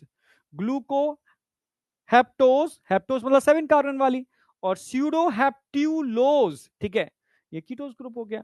ठीक है, तो इतना आपको जो डिटेल में पढ़ना है, आपको जो डिटेल में है। ठीक है, मोनोसेक्राइड में ग्लूकोज, गैलेक्टोज, मैनोज और फ्रक्टोज, ये सारे आप मोनोसेक्राइड पढ़ने वाले हो, जिसमें ग्लूकोज, गैलेक्टोज, मैनोज एल्डिहाइड में आते हैं, फ्रक्टोज कीटो ग्रुप में आता है। स्टार्टिंग में ही मैंने आपको बता दिया था। अब बताओ, कोई डाउट यहां तक? हाँ, ये एग्जाम्पल है, इतना याद तो नहीं करना, बस तुम इतना ही याद रख लो। Triose, tetrose, pentose, hexose, heptulose. तुम्हें ध्यान रखना होगा फ्रक्टोस कीटो ग्रुप, इसमें कीटो ग्रुप जुड़ा होता है, और ग्लूकोज, गैलेक्टोस और मैनोज में एल्डिहाइड ग्रुप जुड़ा हुआ था, जो ऑलरेडी मैंने लिख दिया है। देखो, मैं कोई चीज छोड़ूंगा नहीं, तुम्हारा जो मैं लिखूंगा ना उसमें सारे क्वेश्चन यही सॉल्व हो जाएंगे। भाई, glucose, galactose, mannose aldehyde group जुड़ा होता है इनके अंदर, फ्रक्टोज के अंदर कीटो ग्रुप जुड़ा होता है। ठीक है, समझ रहे हो? हाँ, polyhydroxy, polyhydroxy aldehyde, glucose, galactose, mannose 6 carbon वाली शुगर है। पॉलीहाइड्रोक्सी कीटोन 6 कार्बन वाली कीटो शुगर है। याद रहेगा इतना, ये याद जो मैं लिख रहा हूं वो तो याद रखना है। ठीक है, टेबल में तो थोड़ा सी एडिशनल बातें बता दी है मैंने, थोड़ा कंसेप्ट के लिए। इतना नीट में नहीं पूछा जाता, नीट में तो सिर्फ सिंपल क्वेश्चन आते हैं। ठीक है, वो कंसेप्ट के लिए, क्योंकि वो सिंपल क्वेश्चन तुम्हारे परमानेंट कंसेप्चुअल सेट हो जाए। ठीक है, इसलिए थोड़ी सी बातें मैं ऐड कर दे रहा हूं, पर बेकार कुछ भी नहीं जाएंगी, क्योंकि केमिस्ट्री में पैरेलल ये चीजें डिटेल्ड में, बहुत डिटेल में है। ठीक है, तो बेकार कुछ भी नहीं जाएगा। ठीक है, समझे? तो हज मैं बिल्कुल बैलेंस लेके चल रहा हूं, ना ओवर डाइट कराऊंगा जिससे तुम्हें लूज मोशन हो जाए या वॉमिटिंग कर जाओ। आराम से कराऊंगा, डाइजेस्ट करता हुआ कराऊंगा। ठीक है, कोई हड़बड़ी नहीं है। ठीक है, क्योंकि 11th हम लोग एंड करने में, 2 चैप्टर का 11th हमारा एंड हो जाएगा। ठीक है, और 12th तो मेरा ज्यादा टाइम लगता नहीं है, क्योंकि 12th में टोटल 5 चैप्टर है मेरे। ठीक है, मैं करा देता हूँ टाइमली। ठीक है,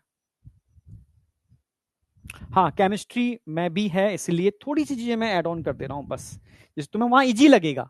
तो तुमने सब चीजें एक बार फ्रेंडली हो जाओगे इन चीजों के, तो वहां इजी लगेगा बस। ठीक है, और जहां जितने जितने फॉर्म्यूले, स्ट्रक्चर जरूरी होंगे, मैं यही याद करा दूंगा। ठीक है, जो जरूरी है। ठीक है, अब आ जाओ, थोड़ा सा आगे बढ़ते हैं। मोनोसेक्राइड, अब मोनोसेक्राइड के अंदर, अच्छा,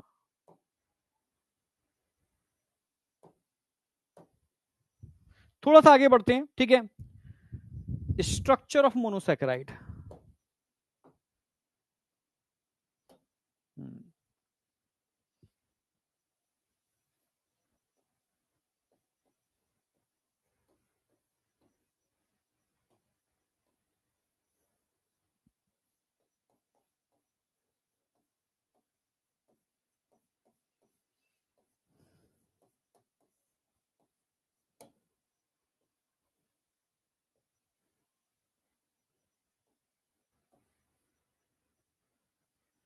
चलो, एक बार समझ में आ गई।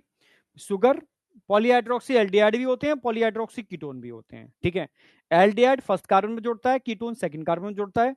और अगर मैं 6 कार्बन वाली शुगर के एग्जांपल की बात करता हूं, ग्लूकोज, गैलेक्टोज और मैनोज, मत भूलना। और कीटो ग्रुप में बात करता हूं, कीटो ग्रुप में बात करता हूं, तो फ्रक्टोज आपको ध्यान रखनी है। ठीक है, 6 कार्बन वाली शुगर। ठीक है,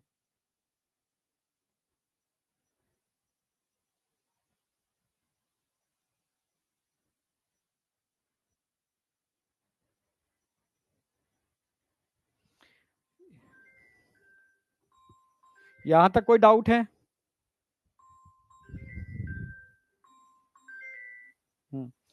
चलो आ जाओ, स्ट्रक्चर ऑफ मोनोसेक्राइड। अगर मैं मोनोसेक्राइड की बात करता हूं, थोड़ा समझना यहां से, ठीक है। जो मोनोसेक्राइड होते हैं वो ओपन चेन स्ट्रक्चर भी होते हैं, ठीक है, और रिंग फॉर्म में भी होते हैं। ओपन चेन स्ट्रक्चर भी होते हैं और रिंग फॉर्म में भी होते हैं, समझने की कोशिश करना।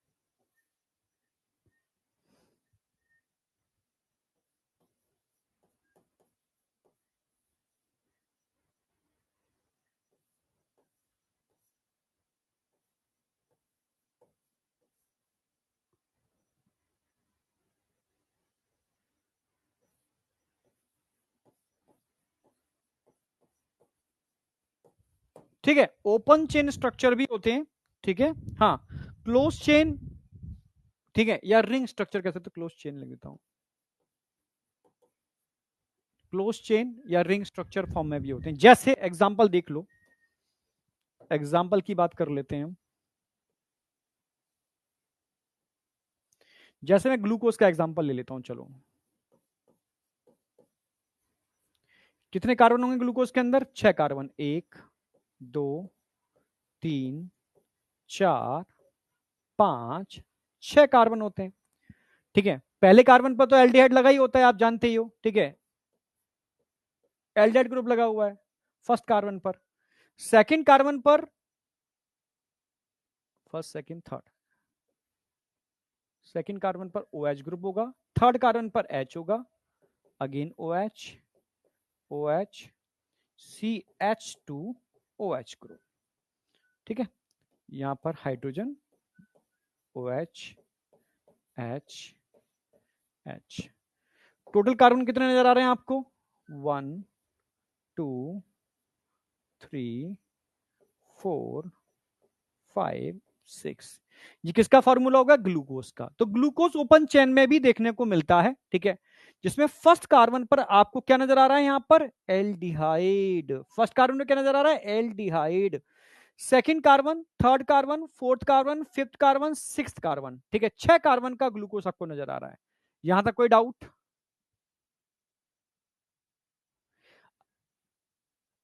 अब मैं क्या करूंगा, इसकी रिंग फॉर्म की बात करूंगा। रिंग फॉर्म में भी ग्लूकोज देखने को मिलता है। अब जब रिंग फॉर्म की बात करूंगा, समझना मेरी बात, रिंग दो टाइप की होती हैं।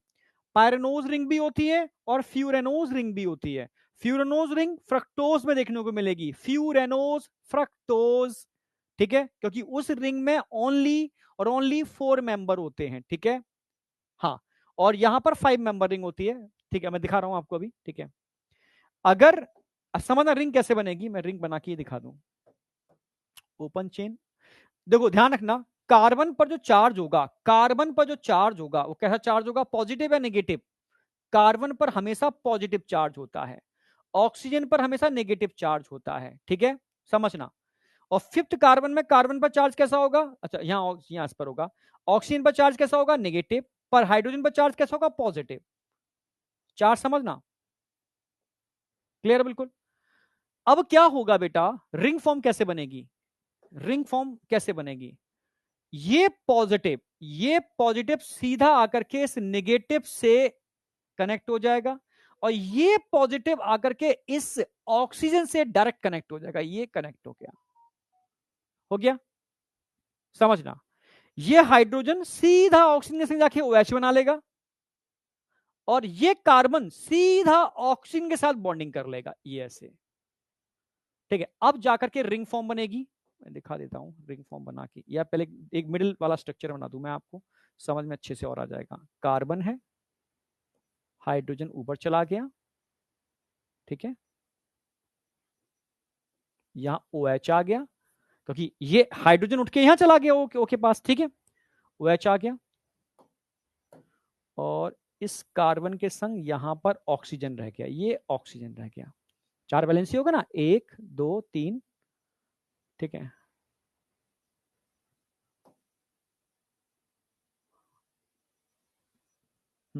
ठीक है। अब नेक्स्ट आ जाओ, चौथा।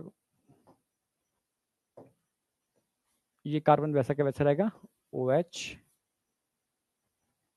H C H OH CH2OH। First carbon, second carbon, third carbon, fourth carbon, fifth carbon, six carbon. हमेशा जो ये फर्स्ट कार्बन है किस कार्बन से बाइंड कर रहा है? सिक्स कार्बन, फिफ्थ कार्बन से। तो ये आकर के जुड़ जाएगा फिफ्थ कार्बन से, जुड़ गया। ठीक है, इसको पूरा कर देता हूं मैं। OH OH H H, अब रिंग बन जाएगी यहां से। ठीक है, रिंग क्यों बनती है? ये कार्बन फिफ्थ कार्बन के संग पेयरिंग करेगा, समझ रहे हो? यहां पॉजिटिव है, नेगेटिव है, पॉजिटिव इस नेगेटिव से, ये पॉजिटिव इस नेगेटिव से बाइंड कर गया। ठीक है, तो ये हाइड्रोजन ऑक्सीजन के साथ मिलकर के OH ग्रुप बना लेगा, और ये कार्बन इस ऑक्सीजन के साथ मिलकर के, ठीक है, एक रिंग फॉर्म में कन्वर्ट होगा। कैसे होगा? आपके सामने आती है रिंग फॉर्म।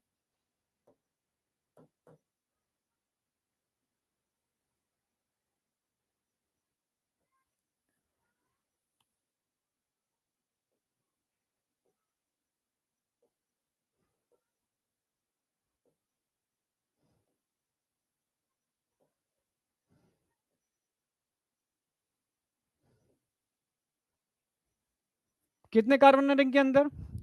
एक, दो, तीन, चार, पांच। एक कार्बन कहां चला गया? सिक्स कार्बन ऊपर, क्योंकि ये छठवां कार्बन तो फ्री हो गया ना। ठीक है, ये तो ऊपर ही चला जाएगा।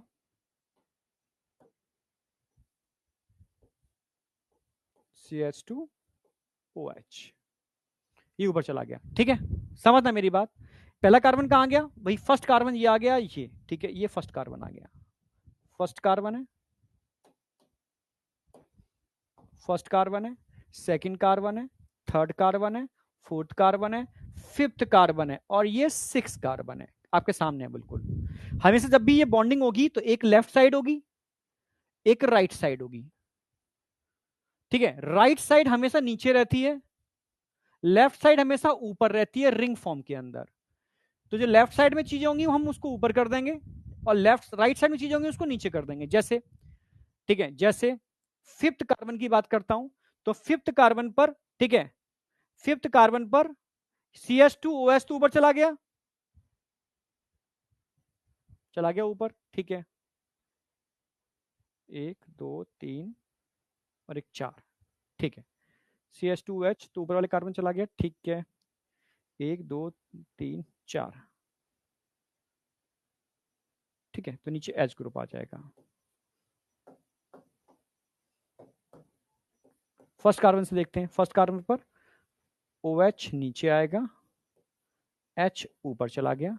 सेकंड कार्बन पर भी OH नीचे आएगा, H ऊपर चला गया। थर्ड कार्बन पर H नीचे आएगा, OH ऊपर चला गया। फोर्थ कार्बन पर देखो, OH नीचे आएगा, H ऊपर चला गया। और फिफ्थ कार्बन पर, ठीक है, राइट वाला नीचे, तो OH नीचे आना चाहिए। ठीक है, और ऊपर H, CH2OH। ठीक है, फिफ्थ कार्बन और सिक्स कार्बन को से जोड़ दिया। ठीक है, ये इसको ड्रॉ करो, पहले तो इसको ड्रॉ करो। बिल्कुल राइट और लेफ्ट वाला कंसेप्ट याद रखो, उससे ये हो जाएगा आसानी से। राइट और लेफ्ट वाले कंसेप्ट से,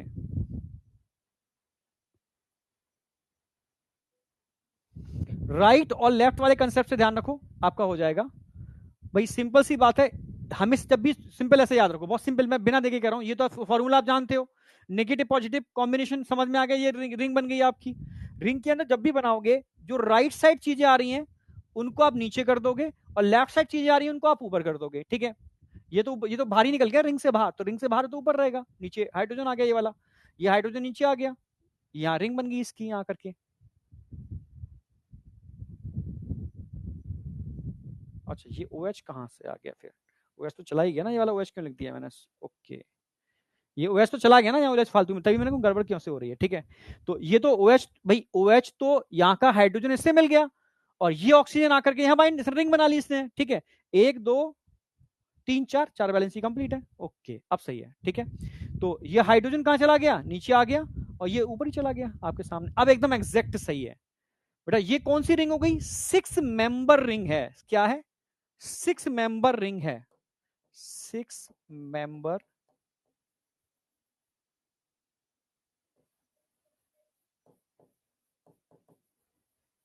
रिंग में कार्बन कितने होंगे, 1 2 3 4 5 कार्बन होंगे। मेंबर कितने, 6 मेंबर हैं। कार्बन कितने, 5। कार्बन कितने, 5। मेंबर कितने, 6। 6 मेंबर के मिलने से जो बन रही है वो है पायरेनोज। 5 मेंबर के मिलने से बन रही है, इसमें 4 कार्बन होंगे, वो है फ्यूरेनोज। फ्यूरेनोज फ्रक्टोज में होती है, ठीक है। ये पायरेनोज रिंग है।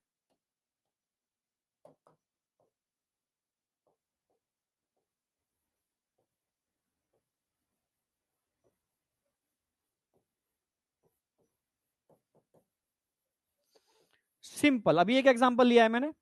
तो पायरेनोज रिंग आपकी ग्लूकोज में देखने को मिलती है, ठीक है। पायरेनोज रिंग आपकी कहां कहां देखने को मिलती है, मैं लिख देता हूं।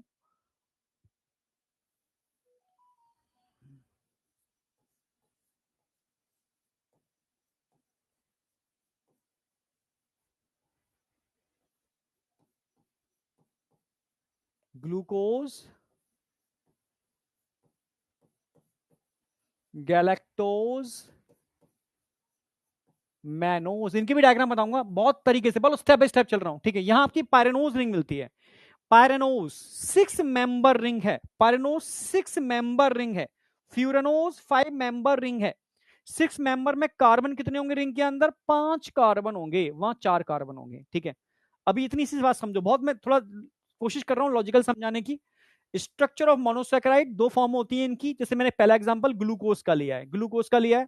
ओपन चेन स्ट्रक्चर भी होता है ग्लूकोज का, और क्लोज्ड चेन या रिंग फॉर्म में स्ट्रक्चर भी होता है, ठीक है।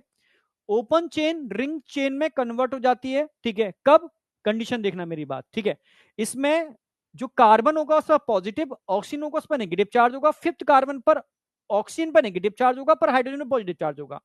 ये पॉजिटिव इस नेगेटिव के संग, और ये पॉजिटिव इस नेगेटिव के संग मिलकर के कॉम्बिनेशन बना लेगा, यानी यहां तो ये एच ऊपर गया, उठ गया, ओ एच बन गया, ठीक है। अब ये कार्बन और इस कार्बन, यानी पहले कार्बन और पांचवें कार्बन के बीच में कौन सा आ गया, ऑक्सीजन। पहले और पांचवें के बीच में कौन सा आ गया, ऑक्सीजन आपके सामने आ गया, ठीक है। और रिंग फॉर्म बन गई। क्लियर है बिल्कुल। इसमें सिंपल, इसको रिंग को बनाने का रटने का तरीका नहीं है। राइट साइड जो भी होगा वो नीचे आएगा, लेफ्ट साइड जो भी होगा ऊपर जाएगा। तो राइट साइड जो भी कुछ है वो मैंने नीचे लिख दिए सारे के सारे, ठीक है।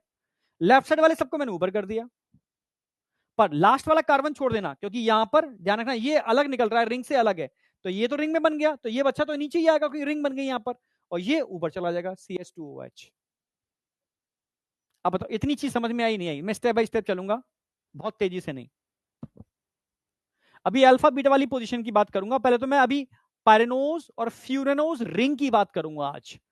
आज सिर्फ पायरेनोज और फ्यूरेनोज रिंग की बात करूंगा। ओपन चेन स्ट्रक्चर में ग्लूकोज का भी बनाऊंगा, और फ्यूरेनोज के अंदर में फ्रक्टोज का बनाऊंगा, फिर मैं आगे बढ़ूंगा।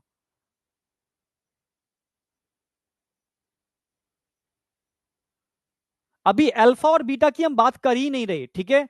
अल्फा बीटा पहले स्टेप बाय स्टेप पढ़ाऊंगा, जो बच्चे पढ़े हुए हैं, ठीक है, उनके लिए मैं बता दे रहा हूं। OH जब नीचे होता है तो अल्फा पोजीशन, OH ऊपर होता है पहले कार्बन पर तो बीटा पोजीशन, ठीक है।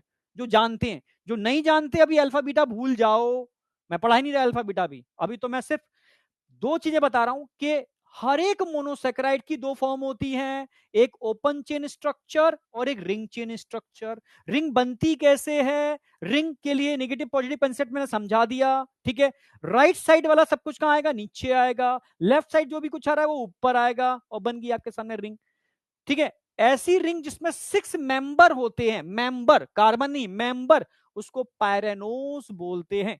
जो कहां देखने को मिलती है, ग्लूकोज, गैलेक्टोज और मैनोज। इनको डायग्रामेटिकली हम आगे समझाएंगे।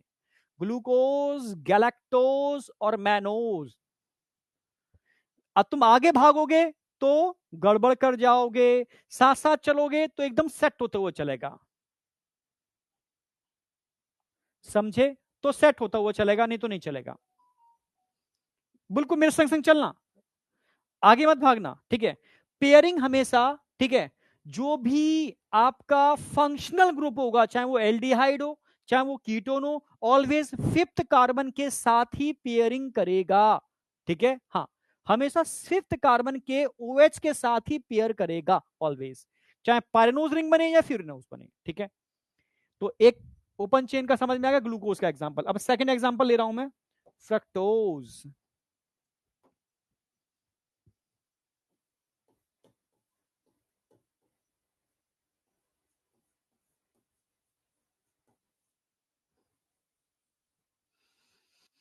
अगर फ्रक्टोज की बात करूं तो फ्रक्टोज में भी ओपन चेन स्ट्रक्चर होता है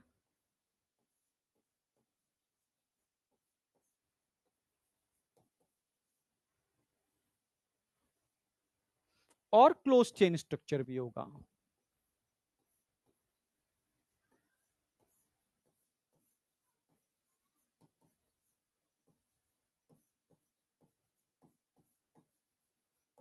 जब भी किसी शुगर को पानी में डालोगे तो वो इस तरीके से स्ट्रक्चर में कन्वर्ट हो जाती है, कुछ फॉर्म्स होती हैं उनके अंदर। फ्रक्टोज का फॉर्मूला तो आप जानते ही हो, 6 कार्बन होंगे, पहला, दूसरा, तीसरा, चौथा, पांचवा, छठवां, 6 कार्बन हो गए, 6 कार्बन हो गए।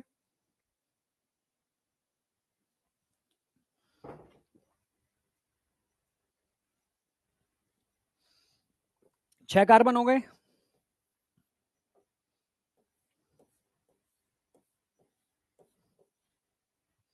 और ये भी आप जानते हो फ्रक्टोज में सेकंड कार्बन पर कीटो ग्रुप होता है, सेकंड कार्बन पर कीटो ग्रुप होता है। यानी फर्स्ट कार्बन पर क्या होगा, CH2OH, इस पर क्या होगा, CH2OH। ये फर्स्ट कार्बन हो गया, सेकंड हो गया, थर्ड हो गया, फोर्थ हो गया, फिफ्थ हो गया और सिक्स कार्बन हो गया, आपके सामने है। इसमें किसी को कोई डाउट है? एकदम क्लियर होगा, कोई कोई कंफ्यूजन नहीं। अब ये आप जानते ही हो, फ्रक्टोज के केस में ये हो गया तो यहां तीन OH ग्रुप हो जाएंगे, OH, OH और OH। इसके अपोजिट में क्या आ जाएगा, यहां पर हाइड्रोजन, हाइड्रोजन, हाइड्रोजन।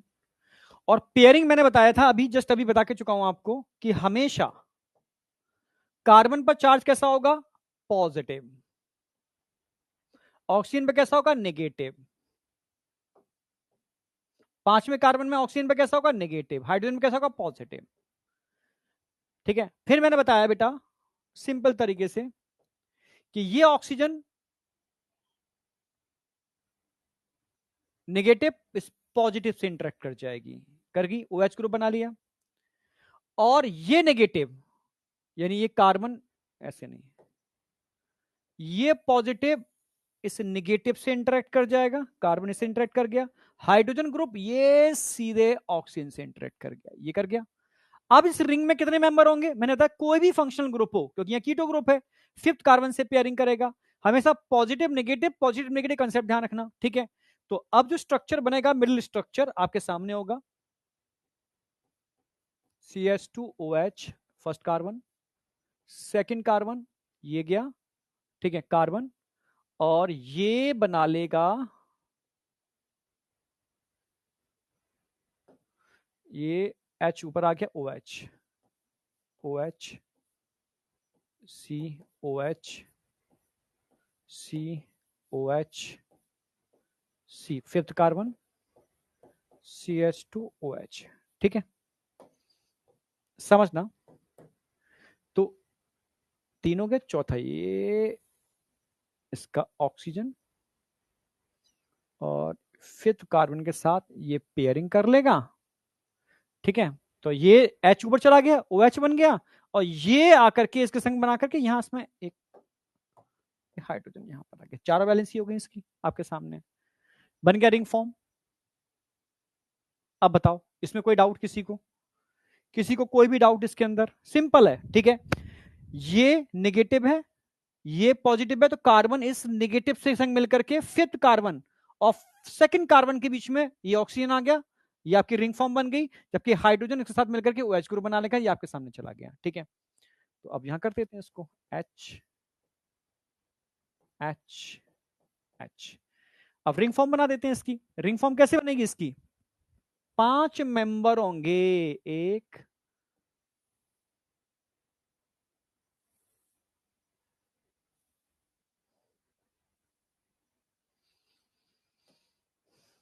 कार्बन, फिर carbon carbon carbon, 4 carbon ring में, 1 कार्बन बाहर होगा, कार्बन।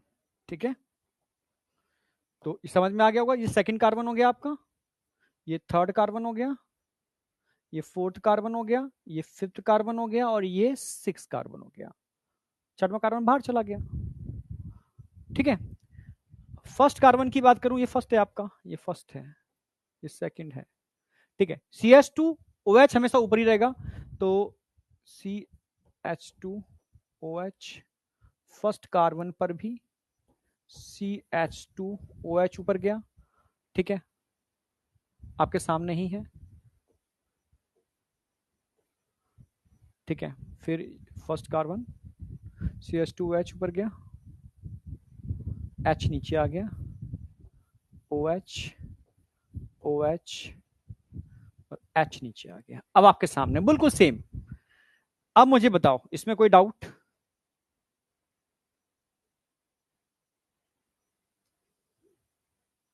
अच्छा, सेकंड कार्बन पर OH लगा हुआ है, ओके, OH है, ठीक है ठीक है ठीक है, OH है, OH नीचे आ गया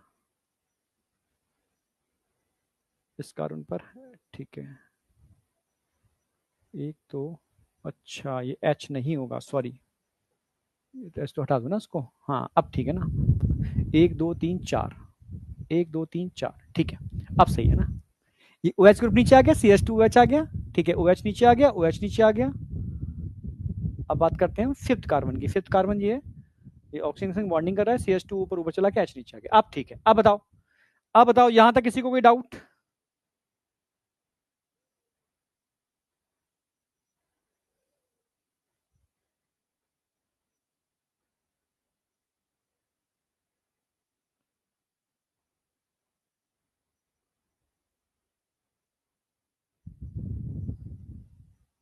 यहां तक किसी को कोई भी डाउट है तो मुझे बताओ,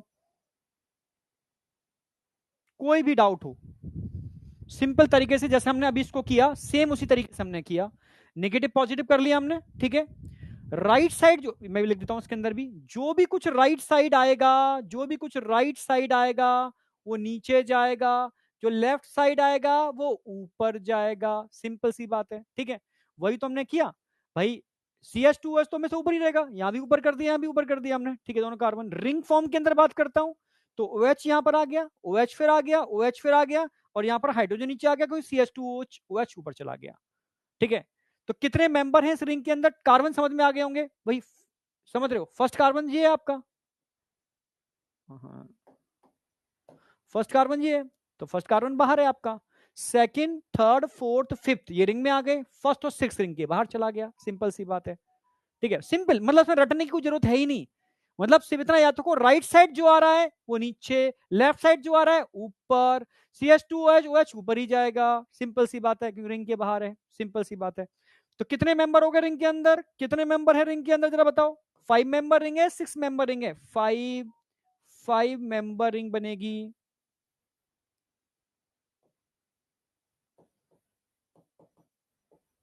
5 मेंबर रिंग को हम क्या बोलते हैं? पायरेनोज या फ्यूरेनोज? फ्रक्टोज में क्या होती है? फ्यूरेनोज।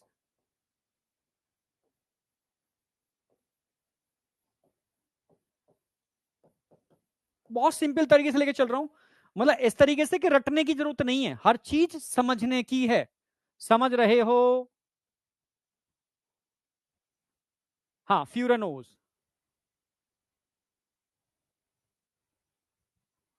फ्यूरेनोज,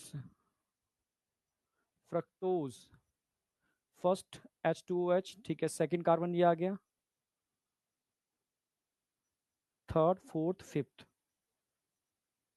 थर्ड कार्बन पर चेंज होगा क्या?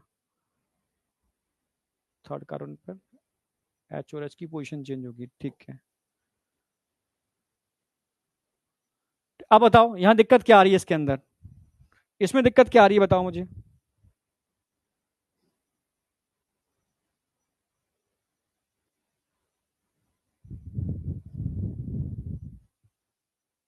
यहां तक बताओ कोई दिक्कत है क्या?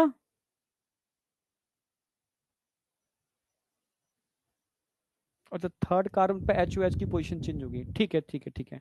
थर्ड कार्बन रह गया, ओके ओके। थर्ड कार्बन पर एच ओ एच की पोजीशन चेंज होगी फ्रक्टोज में भी, ठीक है, उधर उसमें भी होती है ना, तो इसमें भी ध्यान रखनी है। थर्ड कार्बन पर यस, यहाँ एच होगा, बिल्कुल सही, एच ओ एच मैं लिख दे रहा हूं। थर्ड कार्ब फ्रक्टोज में थर्ड कार्बन पर एच और एच की पोजीशन चेंज होती है, और ग्लूकोज में भी, ठीक है, थर्ड कार्बन पर एच और ओ एच की पोजीशन चेंज होती है। ये अब आपको याद रखना है, याद रहेगा, ठीक है। थर्ड कार्बन पर, ये मैंने बॉक्स बना दिया है ना, थर्ड कार्बन पर एच और एच की पोजीशन चेंज होगी। सेम यहां पर भी थर्ड कार्बन पर एच और एच की पोजीशन चेंज होगी फ्रक्टोज के फॉर्मूले के अंदर। अभी फ्रक्टोज का फॉर्मूला हम और डिटेल में और ही जानेंगे, तो इसके हिसाब से यहां पर फिर ओ एच हो जाएगा, यस, ओ एच हो जाएगा, ठीक है। राइट साइड नीचे आना चाहिए, एच,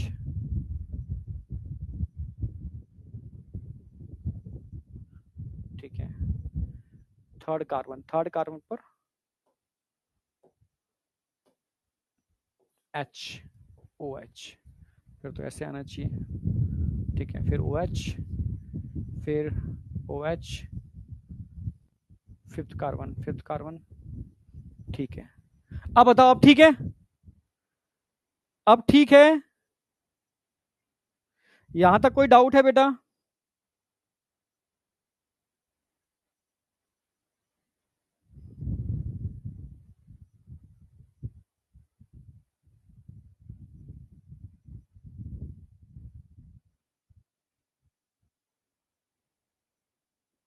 इसको आप नोट कर लो, ठीक है, इसको आप नोट कर लो। आज हमने पायरेनोज और फ्यूरेनोज तक ही, अच्छा इतना ही करना था, ठीक है, इसको आप नोट कर लो, ठीक है। कल मैं इसको एक बार रिवीजन और करा दूंगा, ठीक है, ओके। यहां तक सिर्फ हमने बात की है, ठीक है, कि फ्रक्टोज और ग्लूकोज की दो फॉर्म है, पायरेनोज और फ्यूरेनोज, ठीक है। फ्रक्टोज के फॉर्मूले के अंदर कोई डाउट होगा तो कल क्लियर कर लेंगे, ठीक है। हाँ, वर्म, क्या नाम है इसका, नाम है वर्मा, ठीक है, मैं एक बार देख लूंगा फ्रक्टोज के फॉर्मूले में, ये तो एच और एच की पोजीशन थर्ड कार्बन पर चेंज होती है, ठीक है। तो आज मैं इतना ही रखूंगा, और कल हम इसको कंटिन्यू करेंगे, और कल मैं लगभग लगभग डाइसैकेराइड के सारे लिंकेज कराने वाला हूं, और पॉलीसैकेराइड भी कल हो जाएगा। कल कार्बोहाइड्रेट वाला पार्ट आपका फिनिश हो जाएगा, क्लियर है बिल्कुल, पूरे रिवीजन के साथ, ओके। तो कल मिलते हैं सेम टाइम, ठीक है। कल दो चीजें हैं, एक तो क्लास भी होगी हमारी, और एक शाम को भी क्लास है, ठीक है, 8 बजे, जिसके अंदर मैं मतलब सर्कुलेटरी सिस्टम का जितना भी इंपॉर्टेंट पार्ट है वो कराने वाला हूं, साथ में क्वेश्चन प्रैक्टिस भी कराने वाला हूं, ठीक है। Thank you, all the best, bye बेटा, बाय बाय बाय।